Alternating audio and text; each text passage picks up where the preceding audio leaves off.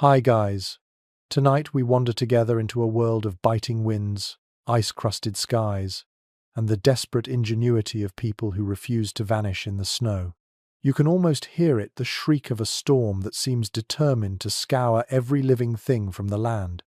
The flakes sting your cheeks, piling fast against your fur hood, and you probably won't survive this if you don't think fast.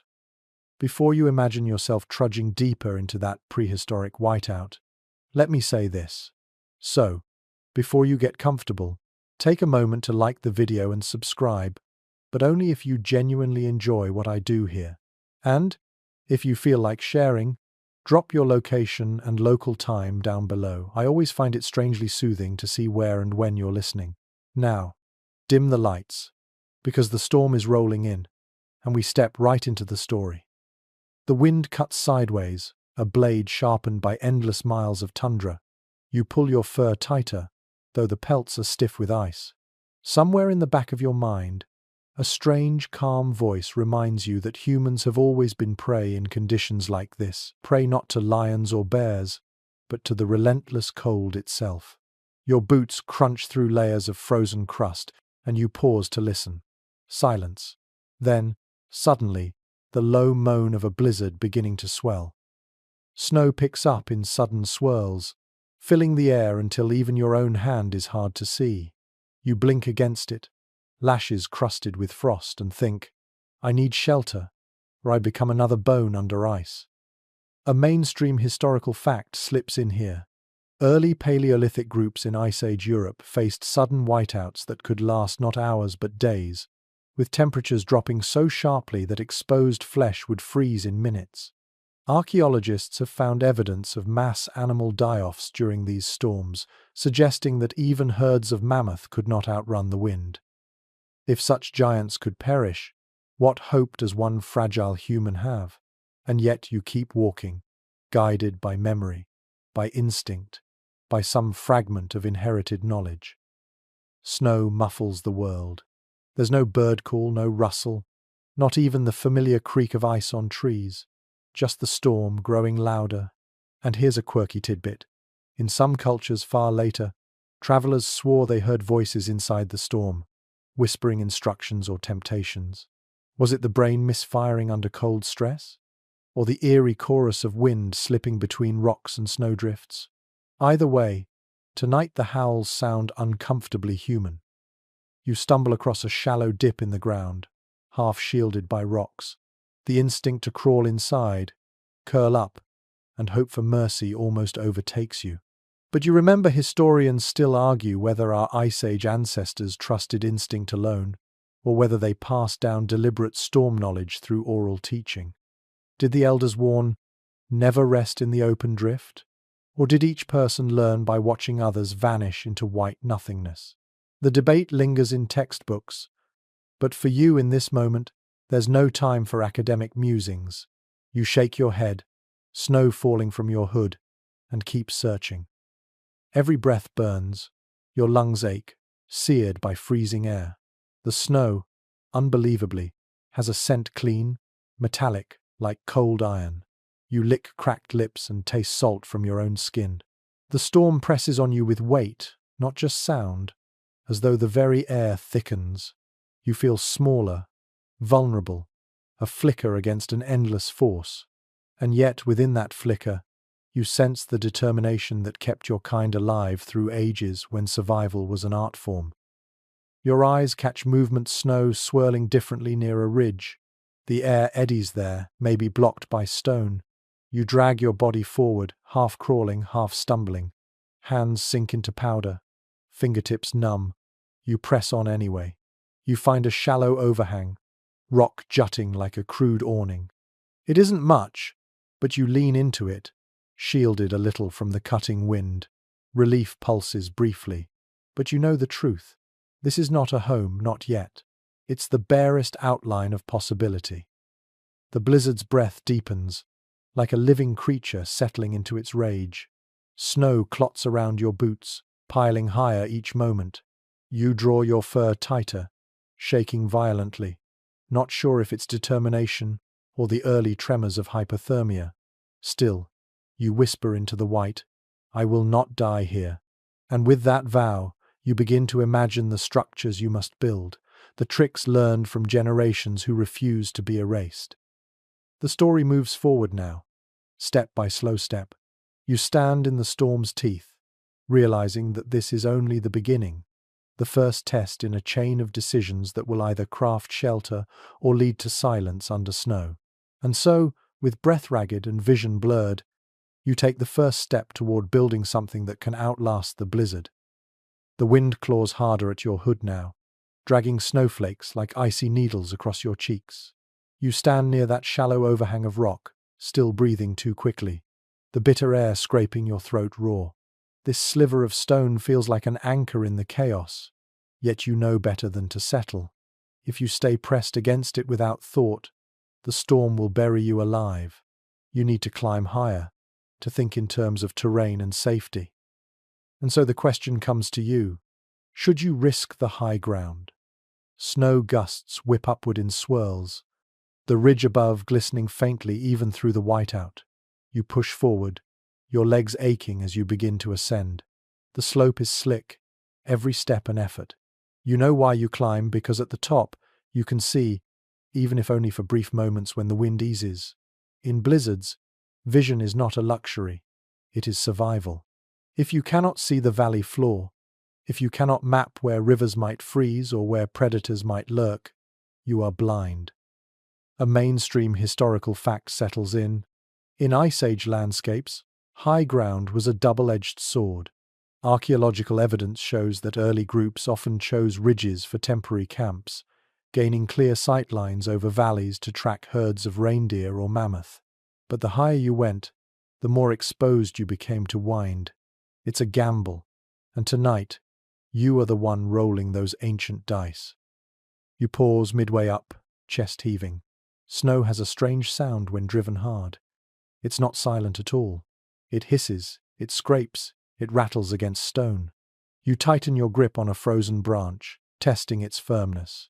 It snaps with a crack that echoes down the slope, startling in the emptiness. And here's a quirky tidbit. Later peoples believed such sounds were omens. A snapping branch in the middle of a storm could be read as a spirit warning, or as nature itself scolding your trespass. Whether cavemen believed in omens or only trusted muscle and instinct is unclear, but either way, your gut tenses at the sound. You climb higher still, knees trembling.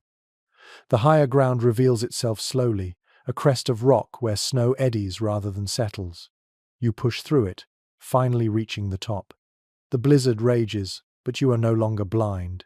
Through swirling gaps, you catch glimpses, a valley dipping into darkness, a line of trees bent low under frost, and further off, what might be the shadow of a herd clustered together for warmth. It doesn't matter if it's mammoth or bison, what matters is that life still exists out there. You are not entirely alone. Historians still argue whether Ice Age humans chose their campsites purely by practical means, sightlines, water sources, hunting grounds, or whether ritual played a role. Did they believe certain ridges held ancestral power, guiding them through storms? Or was it always a simple matter of survival calculations? The debate continues in academic halls. But for you, with snow hammering into your fur, the reasoning is immediate. You need to see, to know where the dangers lie. You hunker low against the ridge, using the natural rock as a shield. From here, you think of avalanches. Snow on slopes. This steep can turn traitorous with the right gust. Your mind conjures the roar of ice and debris tumbling down, a wall of white crushing everything. It's not imagination. Geological surveys show ancient avalanche scars, valleys where layers of compacted snow collapsed centuries ago. Avalanches do not care whether you are a mammoth or a man. So you weigh it in your head. Safer to hide low in valleys, where wind is muted, but risk being buried in a sudden collapse? Or safer here on the ridge, battered by wind but above the worst? Survival is always a gamble. The snow bites harder, numbing your toes. You shift your weight, stamping lightly to stir circulation. Cold has its own sound. You realize a ringing silence in your ears, broken only by the thrum of blood fighting to stay liquid in your veins. You inhale deeply, and the air feels like splintered glass. Another step forward brings you to a rocky shelf with just enough space to crouch. The stone is rough, jagged, with flakes of quartz glittering faintly in the dim stormlight. You rest a moment, running gloved hands across the surface, and you wonder, did ancestors once sit here too, weighing these same choices? You picture a small band of hunters, huddled against this same ridge, skins pulled tight, arguing whether to descend or remain. Their voices rise above the howl of wind, caught in debate. One insists, "Down by the river bend, the snow is softer, we'll be safe there." Another shakes his head, warning, "Avalanche will take you." You can almost hear them, echoing through time. The snow thickens, muffling even your breath. Still, from this height you sense your bearings. The slope of the land, the bend of the valley, the faint silhouettes of trees all stitched together in your mind. You tuck this map inside your thoughts like a treasure, because when the storm grows worse, and it will, you will need memory more than sight. Here is where you stop to gather a few stones. Your hands are stiff, fingers clumsy, but you pile them into a small marker, a cairn no taller than your knee. The act feels oddly symbolic. Long before maps on paper, people used such markers to navigate. And there is comfort in it. The idea that even if you stumble back into white blindness, this pile of stone might whisper the way. The ridge shakes under the wind, a deep rumble you can feel in your bones. You crouch lower, hugging yourself, and let your eyes close briefly. Fatigue gnaws at you. The temptation to simply fold into the snow to rest is almost irresistible. But you remember what was said earlier, that snow kills not with teeth but with silence. Sleep is not safety here, it is surrender. You open your eyes, pulling yourself back to focus. You glance down the valley again, the storm dimming everything, yet there's a faint glow moonlight smeared across snow. It gives the world a silvered sheen, ghostly and otherworldly. For a fleeting moment, beauty cuts through the fear. Isn't it strange, you think, how even in danger, the world insists on showing you something exquisite? Then you shake your head. Beauty doesn't keep you alive. Strategy does. You resolve to hold the ridge for now, to use its height to plan, but not to linger longer than needed. You will need to descend again, to gather wood, stone, and hides, to carve out a proper shelter before exhaustion defeats you. Your stomach growls, low and hollow. Hunger is another predator, prowling always at the edges, but you push it aside. Shelter first, food after. That was the rule whispered down generations, though no one wrote it in stone. The snow howls like a choir of ghosts. You lean forward, whispering back as though answering, "Not tonight," you murmur, lips cracked and raw. The wind steals your words, scattering them into the endless white. Still, the vow feels strong enough to hold. You remain crouched on the ridge, stone against your back, blizzard swirling in maddening circles. Your thoughts drift between fear and determination, between ancient memory and immediate need. You know the next step. You must study the snow itself, to read its shapes like maps, to find the place where survival can be carved from death. The ridge groans again under the weight of storm. You rise, legs trembling, ready to descend once more. Higher ground gave you sight. Now it must give you purpose. You take a deep breath, tasting frost, and step forward into the white abyss. You begin your descent from the ridge, each step deliberate, boots sliding against powder and crust. The blizzard rages still, but something shifts in your mind. The panic that gripped you earlier quiets into a slower rhythm, like the beat of a drum deep in your chest. Now, instead of stumbling blindly, you start to look with intention. You realize the storm hides patterns, and those patterns might decide your fate. Snow isn't just cold, it is a language written across the earth. Tonight, you will learn to read it. Your eyes squint through the blur, noticing how snow piles differently depending on what lies beneath. Some drifts swell tall and rounded, almost soft-looking, while others ripple sharp, as if sculpted by unseen hands. The air itself seems to draw lines across the landscape, and you sense that if you can interpret them, you can find the safest hollow, the strongest bank, the best place to carve shelter. A mainstream historical fact steadies your thoughts.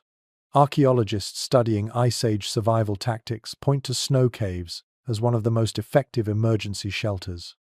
Even today, mountaineers use similar methods, digging into drifts to find insulation. Snow, though deadly when it falls, can also trap warmth when shaped carefully. Early humans must have learned this, whether through luck, observation, or repeated trial and error. As you look at the walls of drifting powder, you realize you are following in that ancient trail of thought.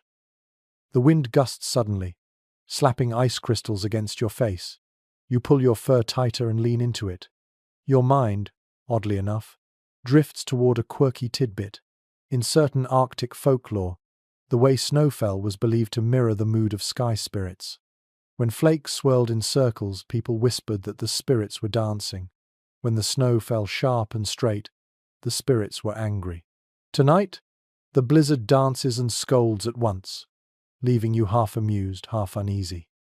You stop at the base of a slope, where the snow has piled in a rounded dome. You kneel, running your glove over it. The surface feels crusty at first, but when you press harder, your hand sinks into softer layers beneath. The crust can bear weight, the interior can be hollowed. This is knowledge worth holding on to. But then you glance upward, the slope above is heavy with drift, and you imagine the nightmare of collapse. Historians still debate whether Ice Age people deliberately sought out such drifts or avoided them. Did they see a mound and think shelter, or did they fear burial? The truth may never be known, yet as you kneel in the storm, you can almost feel the calculation running through your blood. Risk and reward, survival and suffocation, always balanced on a knife's edge. You rise again, trudging further. The snow grows deeper, pulling at your boots, forcing each step into a slow battle. Yet the storm itself teaches you. You notice how wind carves hollows behind rocks, scooping the ground bare while piling banks just beyond. These sheltered pockets feel safer, protected from both wind and avalanche.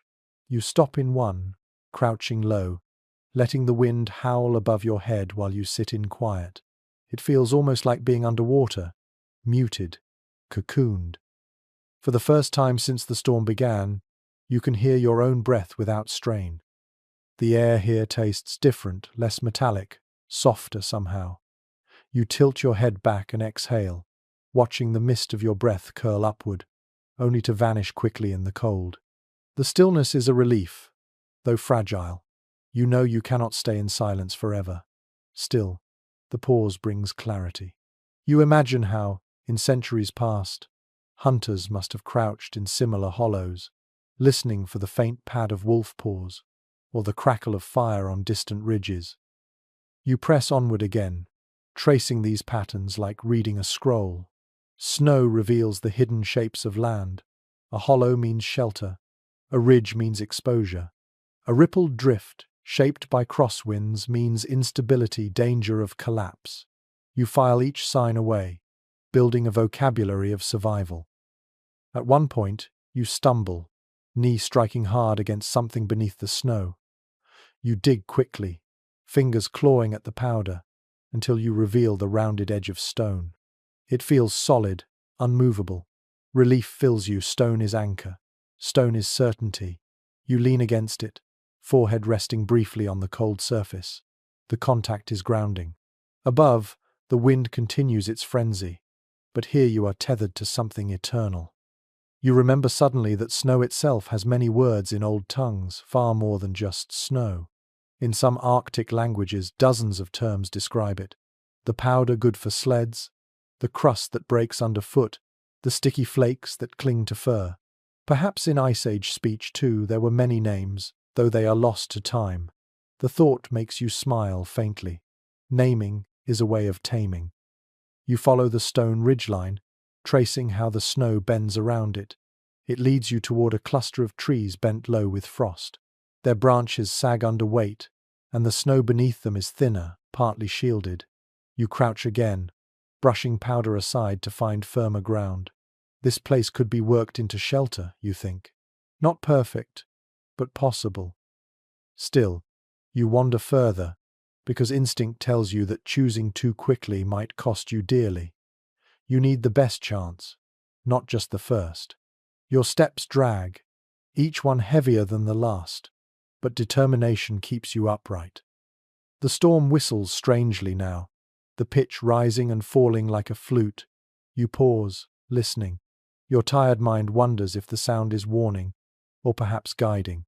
And here, in your exhaustion, you think of ancestors once more. Did they too hear voices in storms, mistaking wind for instruction? Maybe. But perhaps those voices were only their own instincts made louder by fear. Either way, you take it seriously. The snowdrifts lead you at last to a depression shaped like a shallow bowl. Rocks rise on two sides, wind is funneled away, and the drift lies deep but stable. This is promising. You crouch, testing with your hands, pressing until the crust breaks and soft layers yield. Yes, this is the one. You sink to your knees, exhaustion flooding you, but relief sparking at the same time. You have read the snow, followed its lines, and found your chance. The storm rages on, but you are no longer wandering blind. You have chosen your battleground, and the next step is to carve it into something livable. The night thickens, wind screaming like a living beast, yet you sit in your chosen hollow, fur crusted with frost, heart steadying. You whisper to yourself, snow can kill, but snow can also save. And with that thought, you gather your last scraps of strength. Soon you will dig, shaping the drift into walls that breathe, a roof that insulates, and a chamber that might cradle your fragile warmth. For now, you sit quietly, memorizing every curve of the hollow. The storm writes its story across the land, but you are learning to read, letter by frozen letter. You crouch low inside the shallow bowl you chose, snow rising around you like pale walls waiting to be shaped. The storm above continues to shriek, but here, in this depression, you can almost imagine you are shielded by something larger than yourself. Yet imagination will not keep you alive. You know what comes next. You must dig. Carving into the drift is the only way to turn this open wound of landscape into something resembling shelter. Your hands feel clumsy, fingers numbed and swollen, but you press them into the crust, breaking through with slow insistence. Snow resists at first, frozen, compact, stubborn, but beneath the surface it grows softer, yielding. It's like peeling back a hard rind to find tender fruit beneath. Each scoop you lift out leaves a deeper hollow. Your arms burn, your breath fogs, and flakes cling to your fur until you resemble another drift yourself. Still, you keep moving. Archaeological evidence shows that groups during the Upper Paleolithic were resourceful enough to dig chambers directly into snowbanks, creating structures similar to what mountaineers call quinges today. By carving inward and smoothing the walls, they discovered that snow deadly when it buries you can also insulate, holding a bubble of warmth within. It seems absurd at first, to trust the very substance that threatens to suffocate you. And yet, those who learned this lesson endured, while those who resisted it likely perished. As you hollow deeper, you notice something striking. The sound of the storm shifts once you enter the drift. Outside, the wind is a constant roar. Inside, the noise muffles into a low hum, almost like the distant pounding of the sea. The snow is swallowing sound. You pause, breathing slowly, savoring the quiet. It feels like entering another world, one where the storm is a rumor rather than a tyrant. There's a curious observation here. Some explorers much later described snow caves as strangely comforting, even dreamlike. One 19th-century climber wrote that lying inside a hollowed drift felt like resting in the belly of the earth, womb-like and oddly secure. You feel that sensation now, a paradox of safety in the very substance that has tormented you for hours. Still, you cannot ignore the risk. Archaeologists cannot fully agree whether prehistoric people fully understood ventilation or stumbled upon it by accident. A fire inside a snow cave without airflow can turn deadly in moments, choking out life with smoke or carbon dioxide. Did the ancients carve small breathing holes intentionally, or did they learn the hard way, losing members to invisible suffocation? The question lingers unanswered, a gap in history. Tonight, you must decide for yourself. As you carve, you remember to leave a small gap near the roof, hoping instinct matches wisdom. Your arms ache with repetition. The snow, though soft, is heavy when lifted scoop by scoop. You pile it at the entrance, building a mound that will later serve as a windbreak. Your gloves are soaked, fingers stiff, but still you move with dogged rhythm. Scrape, scoop, press. The hollow grows wider, tall enough now for you to hunch inside. You brush the walls smooth, packing them to keep flakes from falling. The scent here is faint, but present cold has its own aroma, sharp and mineral, tinged faintly with musk from your damp furs. The air feels closer, less biting than outside, as if the snow is already holding a fragment of your body heat. You pull your hood back for a moment, steam lifting faintly from your hair. It feels almost miraculous. And then fatigue hits. You slump against the wall, chest heaving, heart pounding in protest. Every muscle complains. A whisper in your mind urges, just lie here, just stop, but you know better. The cold would slide in, seeping like water through cracks. Rest too long, and you'll never rise. To break the heaviness, you recall a peculiar belief from Siberian shamans, that snow shelters had spirits, and one had to speak softly inside them, lest the walls grow jealous and collapse. You almost laugh, the thought oddly comforting. You whisper into the cave, voice low and raspy, "Hold me for the night, and I'll leave you in peace." Whether the snow hears or not, you feel less alone. You resume work, widening the chamber carefully, mindful not to thin the walls too much. Instinct guides you keep them thick, let them cradle rather than betray. You dig until the space is large enough to curl inside. The ceiling arches gently, the floor flattened beneath your knees. You run your hand along the wall and marvel. Smooth, cold, solid. This, you think, could be the womb of survival. Experts have long disagreed about whether Ice Age shelters were purely functional or whether they carried ritual meaning. Some cave engravings suggest that building spaces, whether in snow, bone, or stone, was an act tied to belief as much as need. Was digging into a drift seen as re-entering the body of the earth, a sacred passage to endure storms? Or was it nothing more than desperate practicality? No one knows for certain. But crouched here, with wind muted and death pushed back a little, you feel the echo of something sacred in the act. Time stretches oddly in the cave. Minutes feel like hours, hours like fleeting moments. The storm's rhythm outside becomes background music, a lullaby of muffled roars. You close your eyes briefly, imagining what ancestors must have felt the relief of walls not built by stone or wood but conjured from the storm itself. How clever, how stubborn, how human. Yet a pulse of unease rises. You remember the risk of collapse. You picture snow shifting, crushing the fragile dome onto your body. The thought makes your chest tighten. You crawl to the entrance briefly, brushing fresh powder away, reminding yourself there is still an exit, still air, still escape. The reassurance steadies you. Your stomach growls again, louder this time, echoing strangely off the walls. Hunger gnaws like a hidden beast, but food can wait until you are truly safe. Shelter is priority, always shelter. That lesson beats through history like a drum. You settle back into the hollow, curling your knees up, wrapping your fur tight. The air is warmer already, a faint miracle. You exhale and watch the mist linger instead of vanishing instantly, a sign of hope. You think of all those nameless ones before you, who must have discovered this same trick in storms long forgotten. You are part of their lineage now, their silent fraternity of blizzard builders. The snow groans faintly overhead, a sound that freezes your breath. You stare upward, heart hammering, until you realize it is only settling, compacting under its own weight. You breathe again. Outside, the storm is furious. Inside, you sit in a bubble of defiance. And so you whisper, softly, almost to yourself, "I have hollowed death into life." The walls hold, the wind passes, and for the first time since the storm began, you feel the possibility of dawn. You lean back against the curved wall of your freshly carved snow chamber, pulse still racing, breath visible in pale plumes.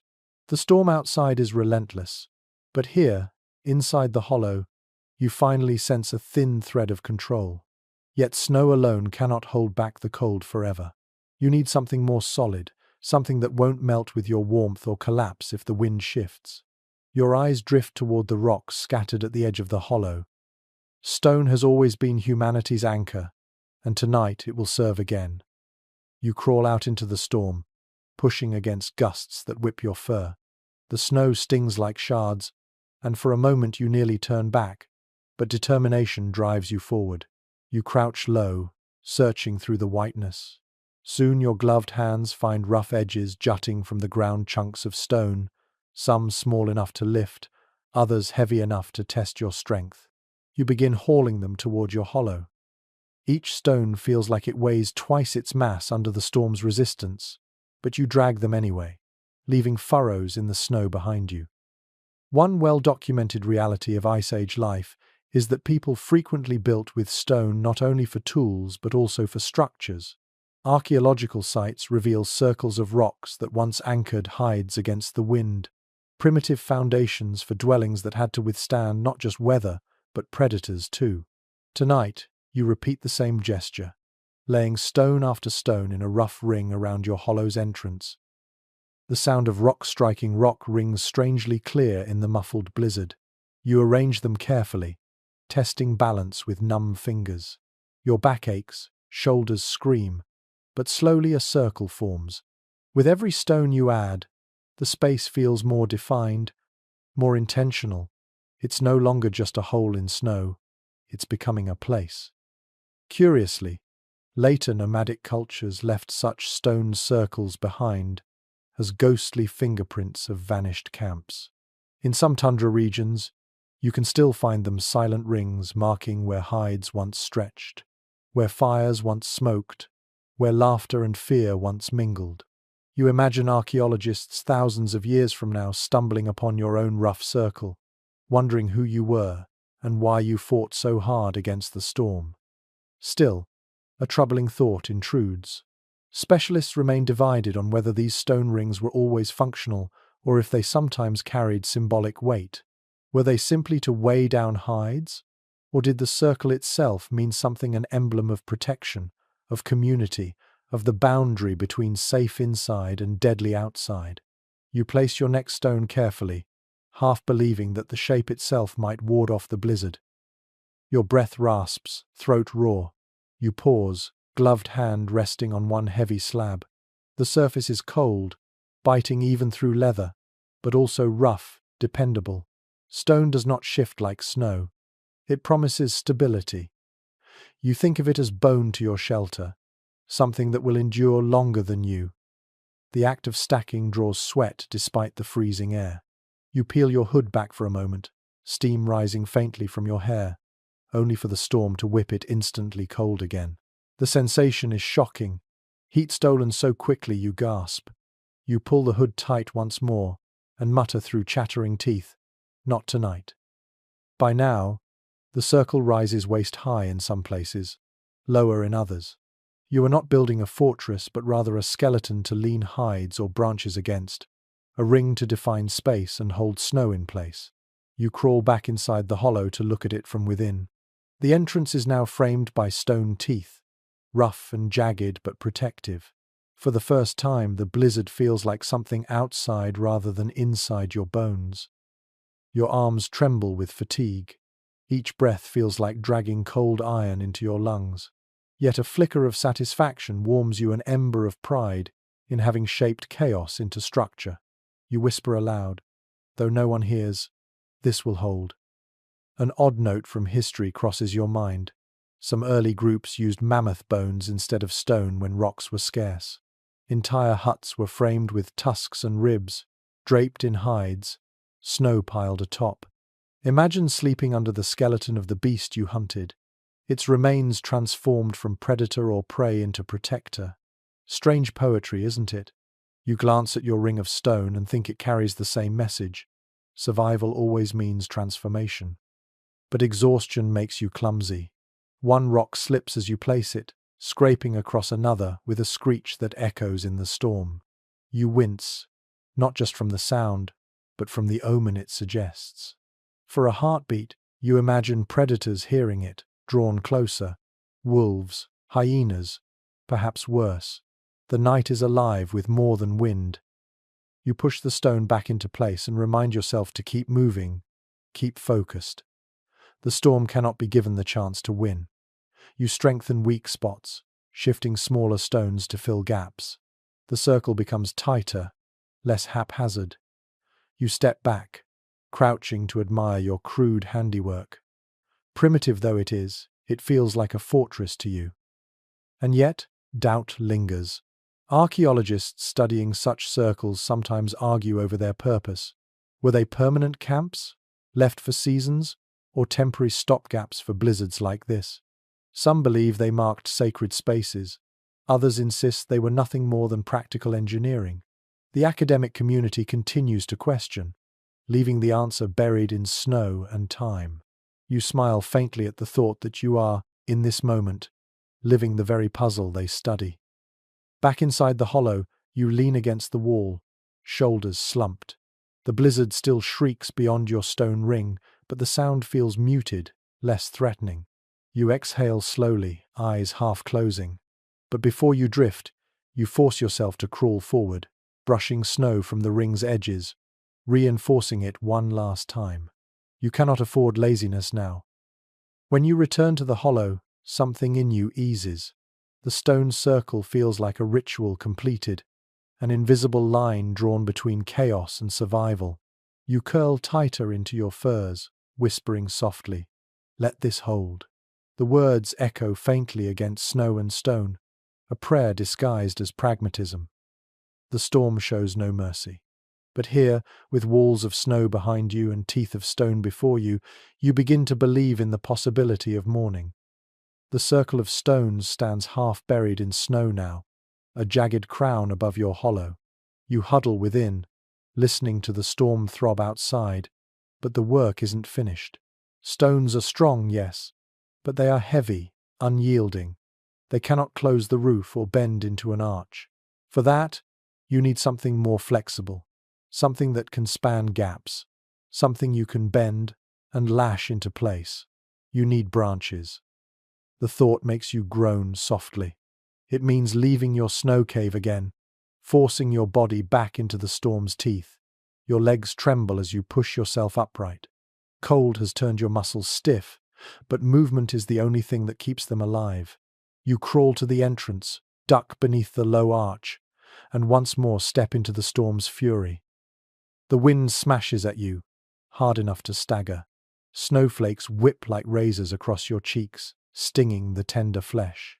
Still, you trudge toward the cluster of bent trees you glimpsed earlier. Your boots sink into drifts, dragging at your legs with every step. The branches loom like frozen arms, sagging under frost, creaking softly in protest against the weight. Researchers agree that Ice Age peoples often used wood as the framework of their shelters, bending saplings into arcs, binding them with sinew, and covering them with hides or packed snow. Even in treeless tundra, they scavenged driftwood carried by rivers or bones from massive beasts. You recall this fact as you tug at a branch, testing its strength. It bends, groans, and then snaps with a sharp crack. You stagger backward, the broken piece heavy in your hands, but relief flickers it will serve. You drag it back to your hollow, leaving a track in the snow. The branch is awkward, scraping against your shoulder, but you manage. Inside the stone ring, you jam one end into the packed snow, leaning it to form part of a crude frame. It's clumsy, but it feels like progress. You need more. Always more. You stagger back into the storm, teeth clenched against the sting. An odd custom from much later times drifts into your memory.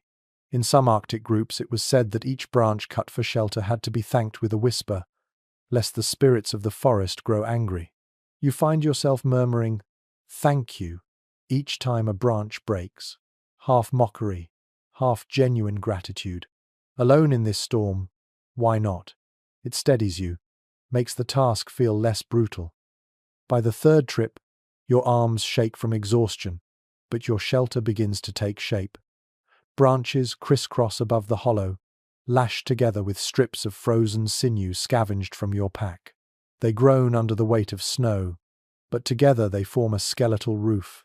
You crouch beneath it, adjusting angles, pressing knots tight with teeth and stiff fingers. Experts have long disagreed about how much planning went into these primitive frameworks. Some argue they were carefully engineered, trial and error refined across generations.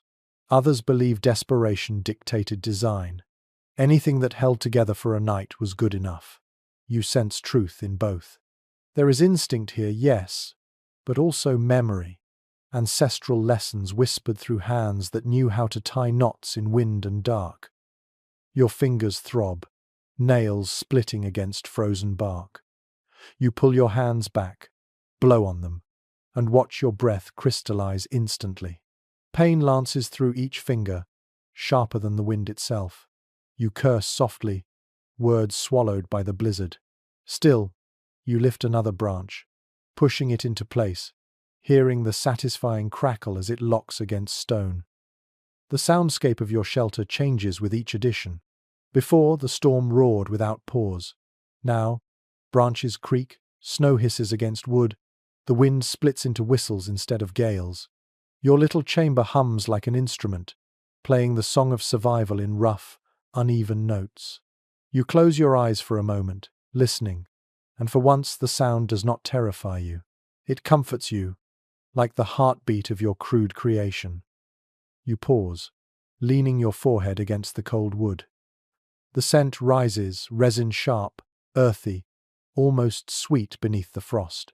For a heartbeat, it transports you to warmer seasons you barely remember.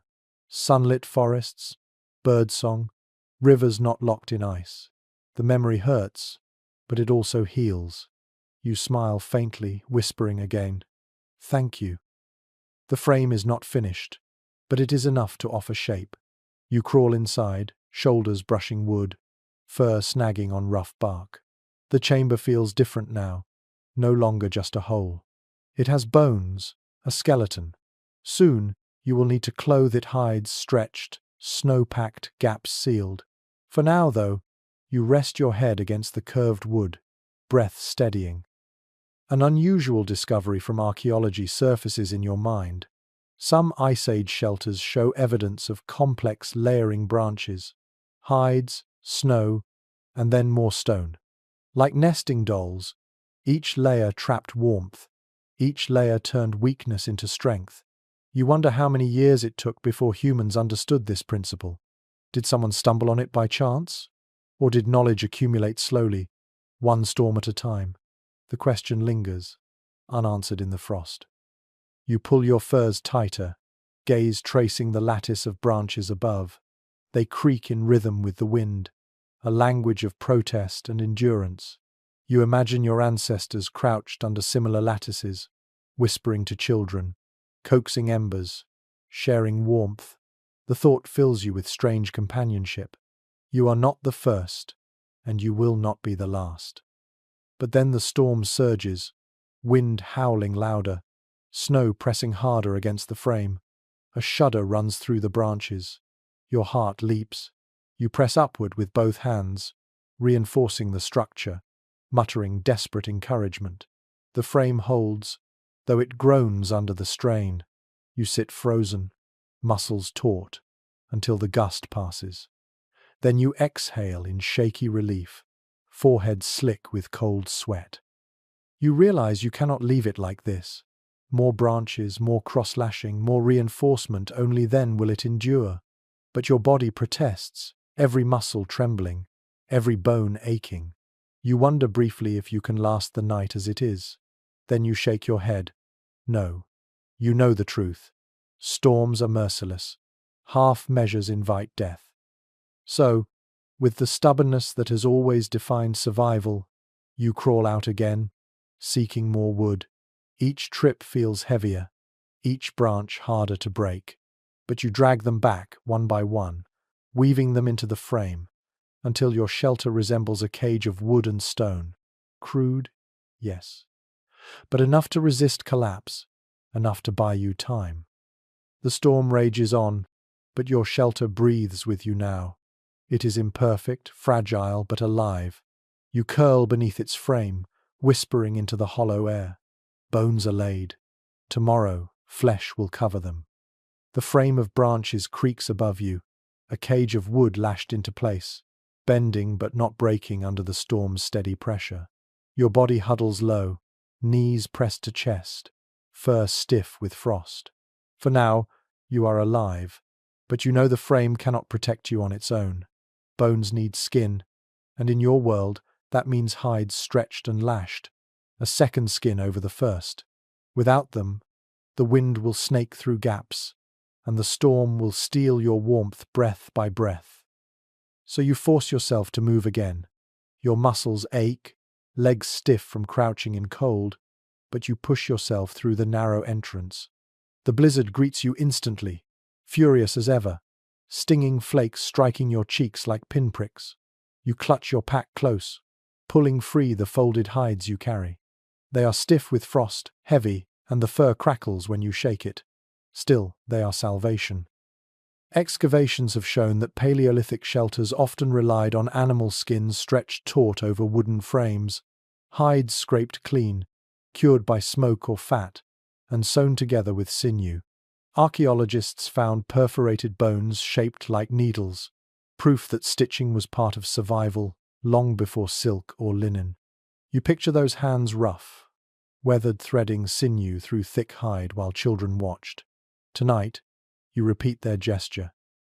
You drag the first hide into place, throwing it over the frame. The wind catches it, snapping it like a sail. You wrestle it down, pinning it beneath a stone, lashing one corner to a branch with a strip of sinew. It's clumsy, awkward work, your fingers stiff, but slowly it holds. The hide flaps less, hugging the frame instead of fighting it. Relief swells, but you know there are more to go. Curiously, in later nomadic traditions, hides weren't only practical, they carried meaning. Some groups believed certain animals offered stronger protection in death than in life. A bison's skin might guard a shelter from wind, while a reindeer's fur was thought to confuse predators' scent. You don't know if such beliefs existed in the Ice Age, but the thought makes you smile faintly. You glance at the patchwork of hides and whisper, half playful, "Protect me, old friends." Yet questions remain. Archaeologists cannot fully agree whether the hides were always sewn or sometimes just layered and weighted with stones. Did Ice Age people have the luxury of time to stitch carefully, or did they simply drape and adjust in desperate storms? The evidence suggests both. Tonight, in your storm-lashed hollow, you do the latter. You have no time for neatness, only urgency. You stretch another hide across, pulling it tight, pressing stones along the bottom edge to seal gaps.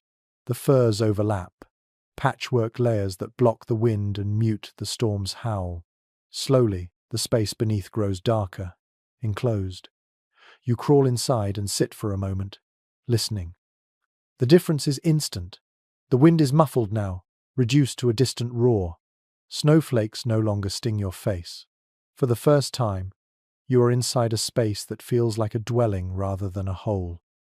The smell hits next. Damp fur, musk from old animals, faintly sour leather. It fills your nose, clings to your tongue. It is not pleasant, but it is strangely reassuring. It reminds you that you carry the memory of the hunt, that the lives taken to feed you still shelter you now.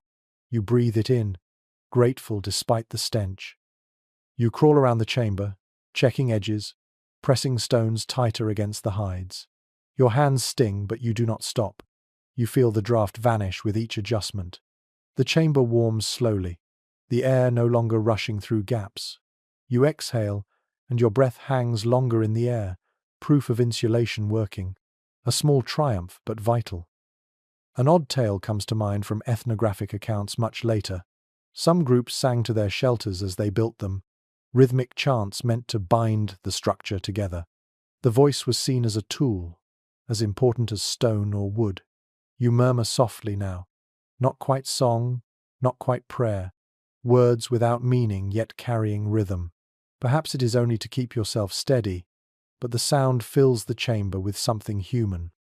You lean back, shoulders against the hide wall. It shivers slightly in the wind but holds. Your eyelids sag with exhaustion, but you force them open, too soon to rest. The storm may test you still. You crawl to the entrance, peeking out. Snow piles against the stones, but your circle holds. The hides draped tight. You smile faintly, a sliver of pride glowing in your chest. Still, doubt lingers.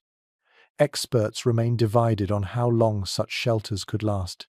Days, weeks, perhaps whole seasons. Were they temporary blizzard defenses or semi-permanent campsites? No consensus exists, but as you crouch in your patchwork hut, you realize it doesn't matter. For you, survival isn't measured in weeks. It's measured in hours, in breaths. If the hides hold until morning, they are enough. The frame above groans again, snow pressing heavier. You brace instinctively, but the hides shift smoothly, shedding weight, sliding drifts off their surface. The design works. You exhale slowly, head resting on your knees. At last, the fury outside feels distant. You are cocooned in a bubble of warmth, crude but effective. You stretch your arms, wincing at stiff muscles. Then, almost instinctively, you run your hand along the hide beside you, feeling the fur's rough texture. It is coarse, stiff with frost, but beneath your palm you imagine the animal it once was charging across tundra, breath steaming, eyes wild. Now, in death, it guards you. There is poetry in that transformation, harsh but true. Your thoughts drift toward community. You picture others, men, women, children working together to stretch hides across frames, laughter and shouting mixing with wind. Many hands would make it faster, easier. Alone, it is almost unbearable. You feel the loneliness keenly, a hollow ache deeper than hunger. But then you remind yourself, by imagining them, you keep them with you. You are part of that lineage, even if no one sits beside you tonight. The storm howls, but softer now. The hides rustle, branches creak, snow presses, yet your little chamber endures. You close your eyes briefly, listening to the sounds. They are no longer terrifying. They are music, the rhythm of shelter doing its work. And so, with a faint smile, you whisper into the dim air, "Bones are covered. Skin is in place. I live another night." The hides cling to the frame like the flesh of some great beast, trembling when the wind claws at them, then settling back into silence. You huddle beneath them, grateful for their stubborn resistance, but you know one more element is needed. Snow and stone, wood and hide, they shield you from the storm. Yet they cannot give you the warmth that keeps your blood from thickening into ice. You need fire. The thought itself feels dangerous. Fire inside a shelter like this? The image of flames licking up, hides smoldering, the chamber filling with choking smoke, it's enough to make you hesitate. But then your body shudders violently, teeth rattling, muscles stiffening. Without heat, you will not last the night. You must risk it. Excavated hearths from Ice Age sites reveal blackened stones, clustered inside shelters, rings where flames once burned. Archaeologists even found ash layers buried deep in caves, proof that fire was the heartbeat of survival. It roasted meat, hardened spears, frightened predators, and lit shadows. Tonight, it is your only salvation. You fumble through your pack, fingers numb, until they close around flint and a shard of steel. These tools feel like treasures beyond gold, the thin line between life and a frozen corpse. Your hands shake as you crouch over a small pile of tinder, dry moss and scrapings saved for such a moment. You strike. Sparks leap, vanish. Strike again. A hiss of light. Still nothing. Your heart pounds harder with every failure. You mutter under your breath, words blurring into the storm's rhythm. You strike once more, and at last a spark bites the tinder. A curl of smoke. You bend low, breath soft and coaxing, as though speaking to a child. The ember glows, spreads, and then, with a sigh, a flame licks upward. Relief floods you, sharp and sweet. You nearly weep. Curiously, later groups sometimes believed fire was a living creature, one that could be angered or soothed. It demanded respect.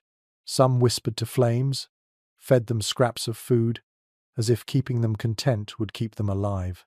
You find yourself doing the same now, murmuring, "Stay with me, burn gently." The fire crackles, as though answering. Still, a serious question nags. How did early humans manage smoke inside fragile shelters? Some experts suggest they carved vents into the roof.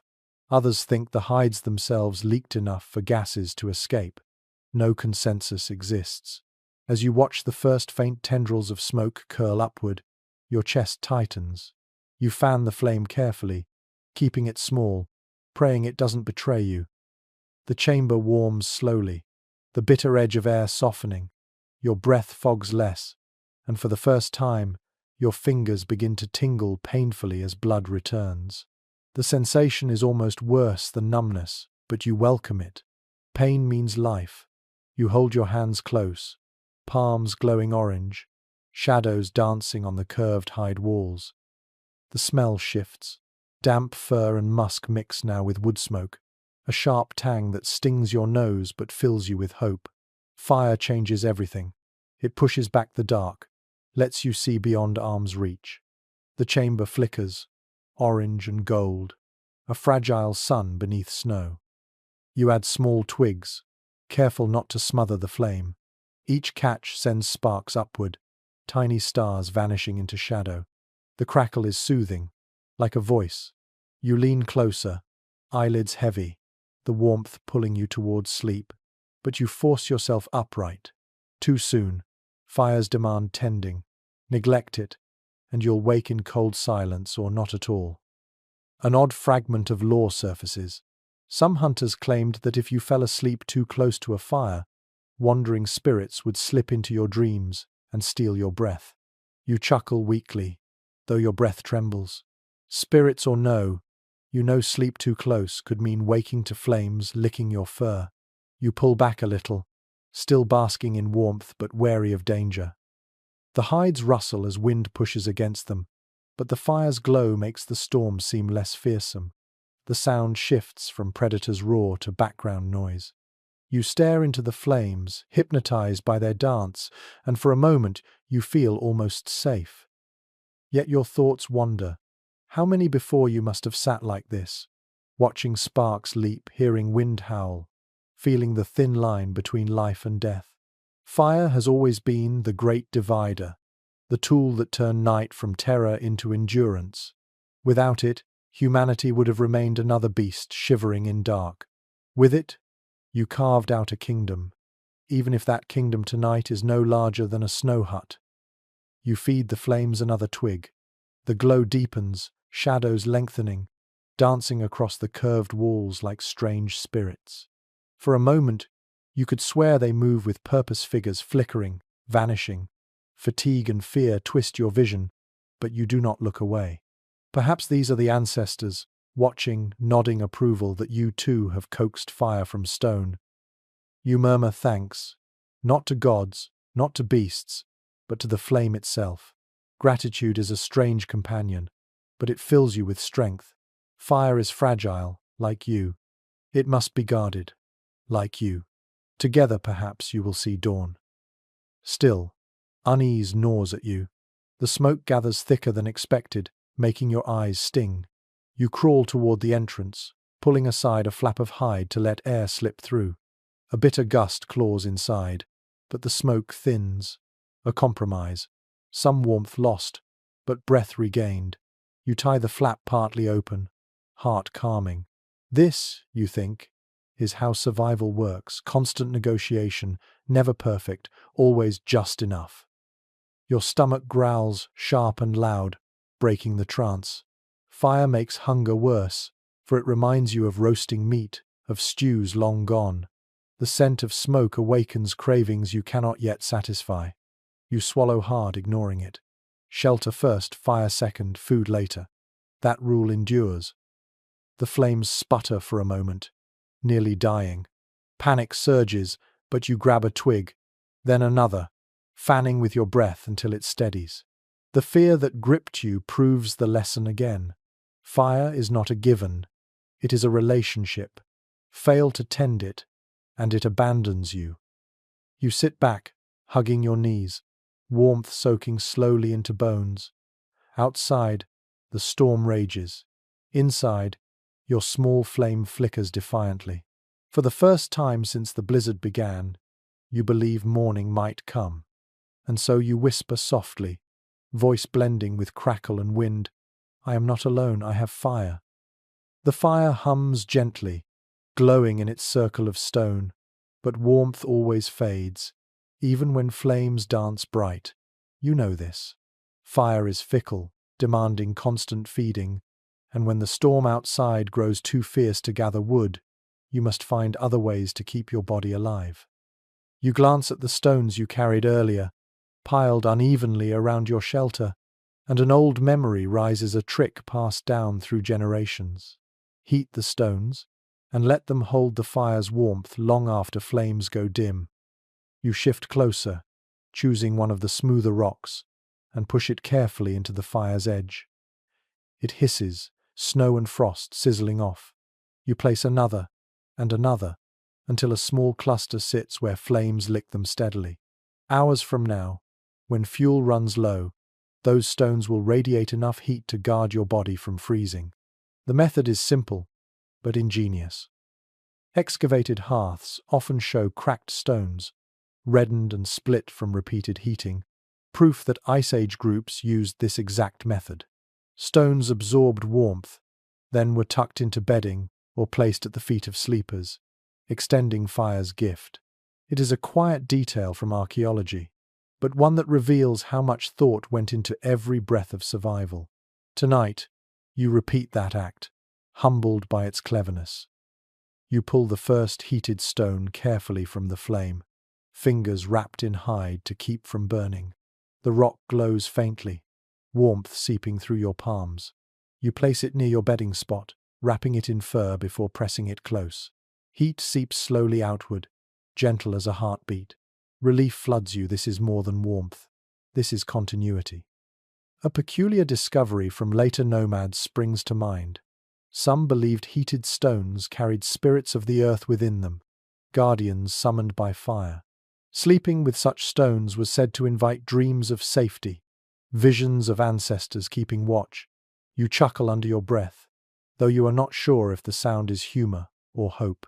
Tonight, the stone feels alive in your arms, and you are willing to treat it as guardian. Still, uncertainty remains. Specialists debate whether Paleolithic people heated stones for practical warmth alone, or whether ritual bound the act. Some hearths are too large, too deliberately shaped, leading archaeologists to wonder, were they altars, or merely clever design? The line between survival and spirituality blurs easily in the frost. As you cradle the warm stone, you wonder if perhaps it was always both. The chamber glows faintly, flickers dancing over hide walls, fire hissing softly as stones crackle. Your eyelids grow heavy, lulled by warmth. But you force them open, for you know danger hides even in comfort. If you drift too soon, the fire may falter, the stones may cool, and frost will reclaim your body. You remind yourself that survival is never passive. It is a constant partnership with everything around you. You lay another stone in the fire, watching sparks leap upward. The glow reflects in your eyes, a mirror of survival's stubborn light. Slowly, the chamber fills with a rhythm, fire breathing, stones hissing, your own lungs echoing the same beat. The hides rustle softly as wind claws outside, but the sound no longer terrifies. Instead, it feels distant, like waves crashing far away. Inside, you are cocooned in heat. You nestle deeper, fur pulled close, warm stone pressed against your chest. The sensation is strange. Your skin almost believes you are lying beside another body, heat radiating into you. Your thoughts drift toward community again. You imagine others sharing stones, passing them from hand to hand, laying them near children, placing them at elders' feet. The image warms you further, even though it is only in your mind. You feel part of something larger, an unbroken chain of survivors who discovered these same tricks. The fire crackles suddenly, louder as one branch splits. Sparks scatter, kissing the hide wall before dying harmlessly. Your breath catches, heart leaping. A reminder. Fire can save but also betray. You adjust the stones, lowering flames slightly, keeping them steady but not wild. Balance is everything. The smell thickens smoke, charred wood, wet fur. It clings to your throat, heavy but reassuring. It is the scent of endurance, the perfume of life refusing to vanish. You breathe it deeply, coughing once, but smiling. This is what survival smells like. You glance at the stones again, their surfaces cracked now, tiny fractures from the heat. They look fragile, as though they might shatter. Yet even broken, they hold warmth, glowing faintly in the fire's heart. You think of yourself fragile, cracked, yet still holding heat. The parallel is comforting. You curl tighter, stone clutched to your chest, fire low but steady. Outside, the storm bellows, snow piling against your shelter. But within, you are wrapped in warmth, not just from flame, but from stone. It feels almost like cheating death, borrowing heat from the earth itself. You whisper softly, half to the rock, half to yourself. Hold me through the night. The words echo faintly in the chamber, blending with crackle and hiss. For the first time since the blizzard began, you close your eyes without fear. And as you drift toward uneasy rest, you realize that survival is never about single victories. It is about layering stone and hide, snow and wood, fire and flesh. Each alone is weak. Together, they form the fragile miracle of endurance. The fire burns low, stones glowing with their stored warmth. But you know even that will not be enough for the long night. Heat bleeds away slowly, slipping into the snow-packed walls, drifting into the storm beyond. Your body shivers again, instinct reminding you of the most ancient truth. When fire fails and stones cool, survival comes from the closeness of others. Breath mingling with breath, warmth shared between bodies that, more than anything, is what has carried humans through countless winters. But tonight, you are alone. The silence of that truth is heavier than the storm's roar. You curl tighter, pressing the heated stone against your chest, pretending for a moment it is another person's warmth. Yet your mind drifts to the memory of huddled groups, of shoulders pressed together, of children tucked between adults, of the communal survival that once defined humanity. Archaeological evidence points clearly to this practice. In sites across Ice Age Europe, the positioning of bones and bedding layers shows that people slept close, packed in small groups. The sharing of warmth wasn't optional, it was strategy. Body heat can raise the temperature of a confined shelter enough to keep everyone alive. Even reindeer herders centuries later knew the value of clustering in tight groups. The wisdom is timeless. You close your eyes, imagining it. The sound of breathing in unison, the faint rhythm of heartbeats near your ear, the comfort of not being the only one awake, not being the only one afraid. The vision steadies you, a phantom community conjured from memory. Strangely, some ethnographers record that in later Arctic cultures, people believed breath itself carried power. To huddle close was not just about warmth, but about sharing spirit. A person's life force, exhaled as mist, mingled with others, weaving a net of protection. You breathe slowly now, watching the fog of your exhalation drift in the firelight, pretending it mingles with more than emptiness. Still, questions persist. Archaeologists cannot fully agree on how deliberate such arrangements were. Did people understand the science of shared body heat? Or did they simply follow instinct? Did elders teach it as law? Or was it just common sense born of desperation? The debate continues, though for you tonight the answer is irrelevant. You would give anything for another body pressed against yours.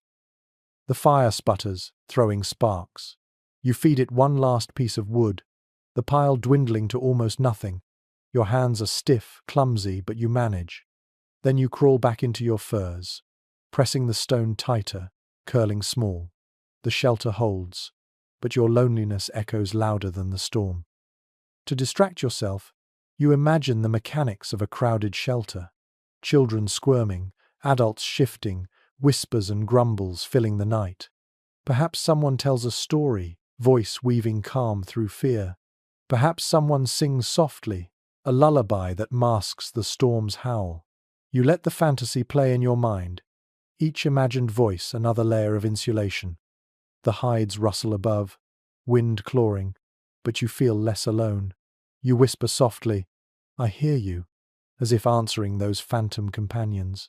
For a moment, the words ease the hollow ache inside your chest. Your body trembles again, and you know it is not just cold, it is fatigue, the weight of hours spent battling wind and snow.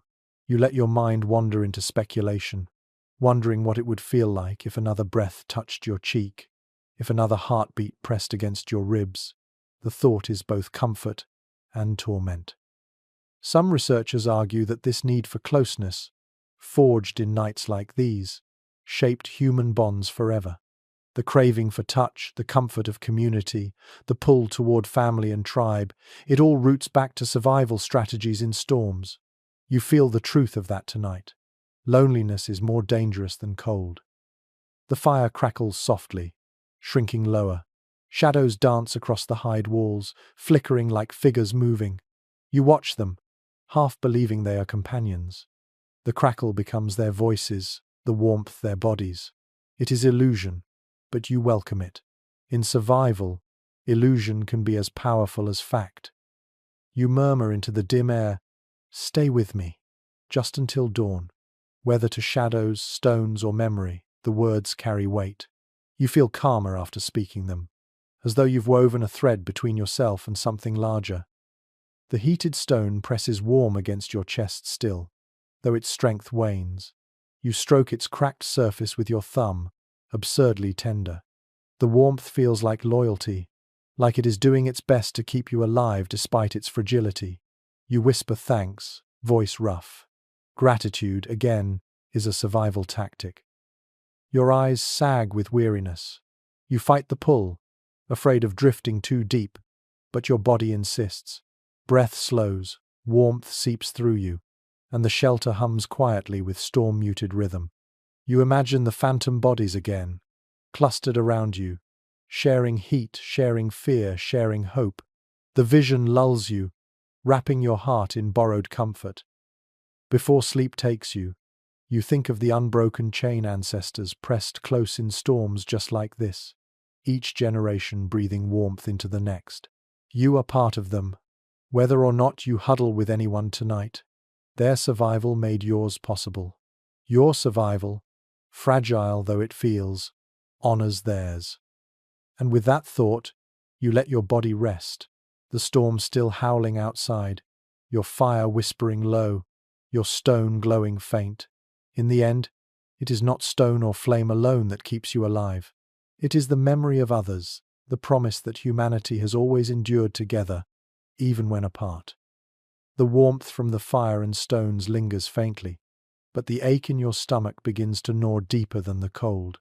Hunger is its own kind of predator, silent at first, then insistent, sharp, and impossible to ignore. You press your palm against your belly, but it does little good. Shelter is secured for now. Fire flickers, hides hold. The next battle is nourishment. Without it, your strength will ebb, and all the walls of snow and stone in the world will not keep you from collapsing. You glance at your pack, Inside are scraps from past hunts, bits of sinew, dried roots brittle as old parchment, marrow bones that once seemed useless but now gleam with promise. Your hands tremble as you sort them, setting aside the largest bone, hollow and heavy. A memory stirs. You can split it, boil it, and coax out the last traces of fat. Even marrow is a feast when the storm starves you.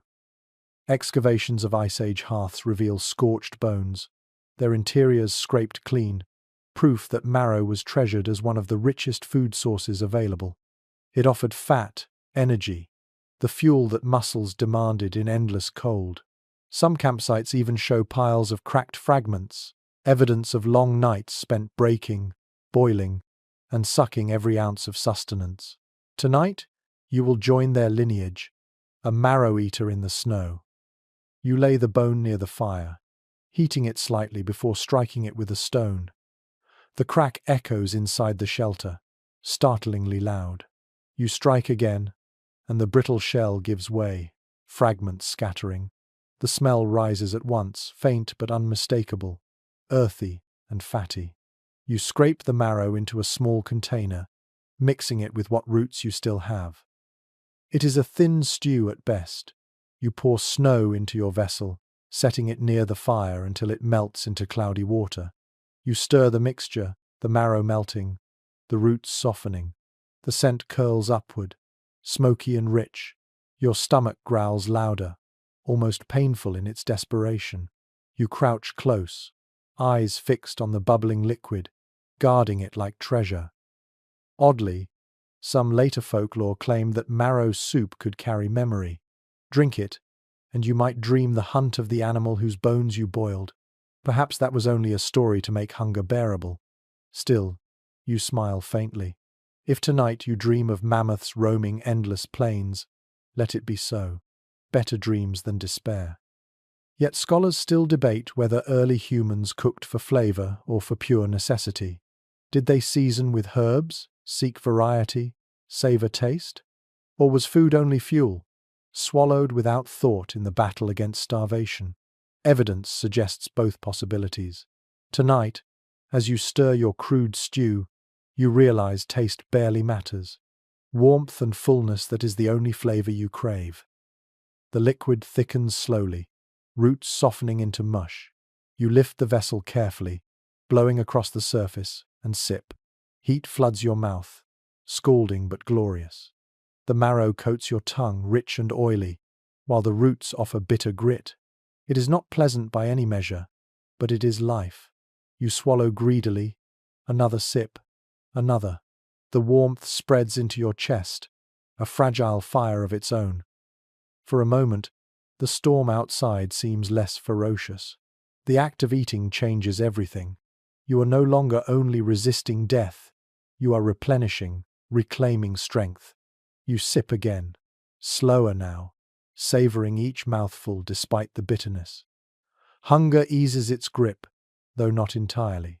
It never truly does in such winters, but it softens, becomes tolerable. The chamber fills with scent smoke, damp fur, and now the faint aroma of stew. It reminds you of gatherings you've never seen but can imagine.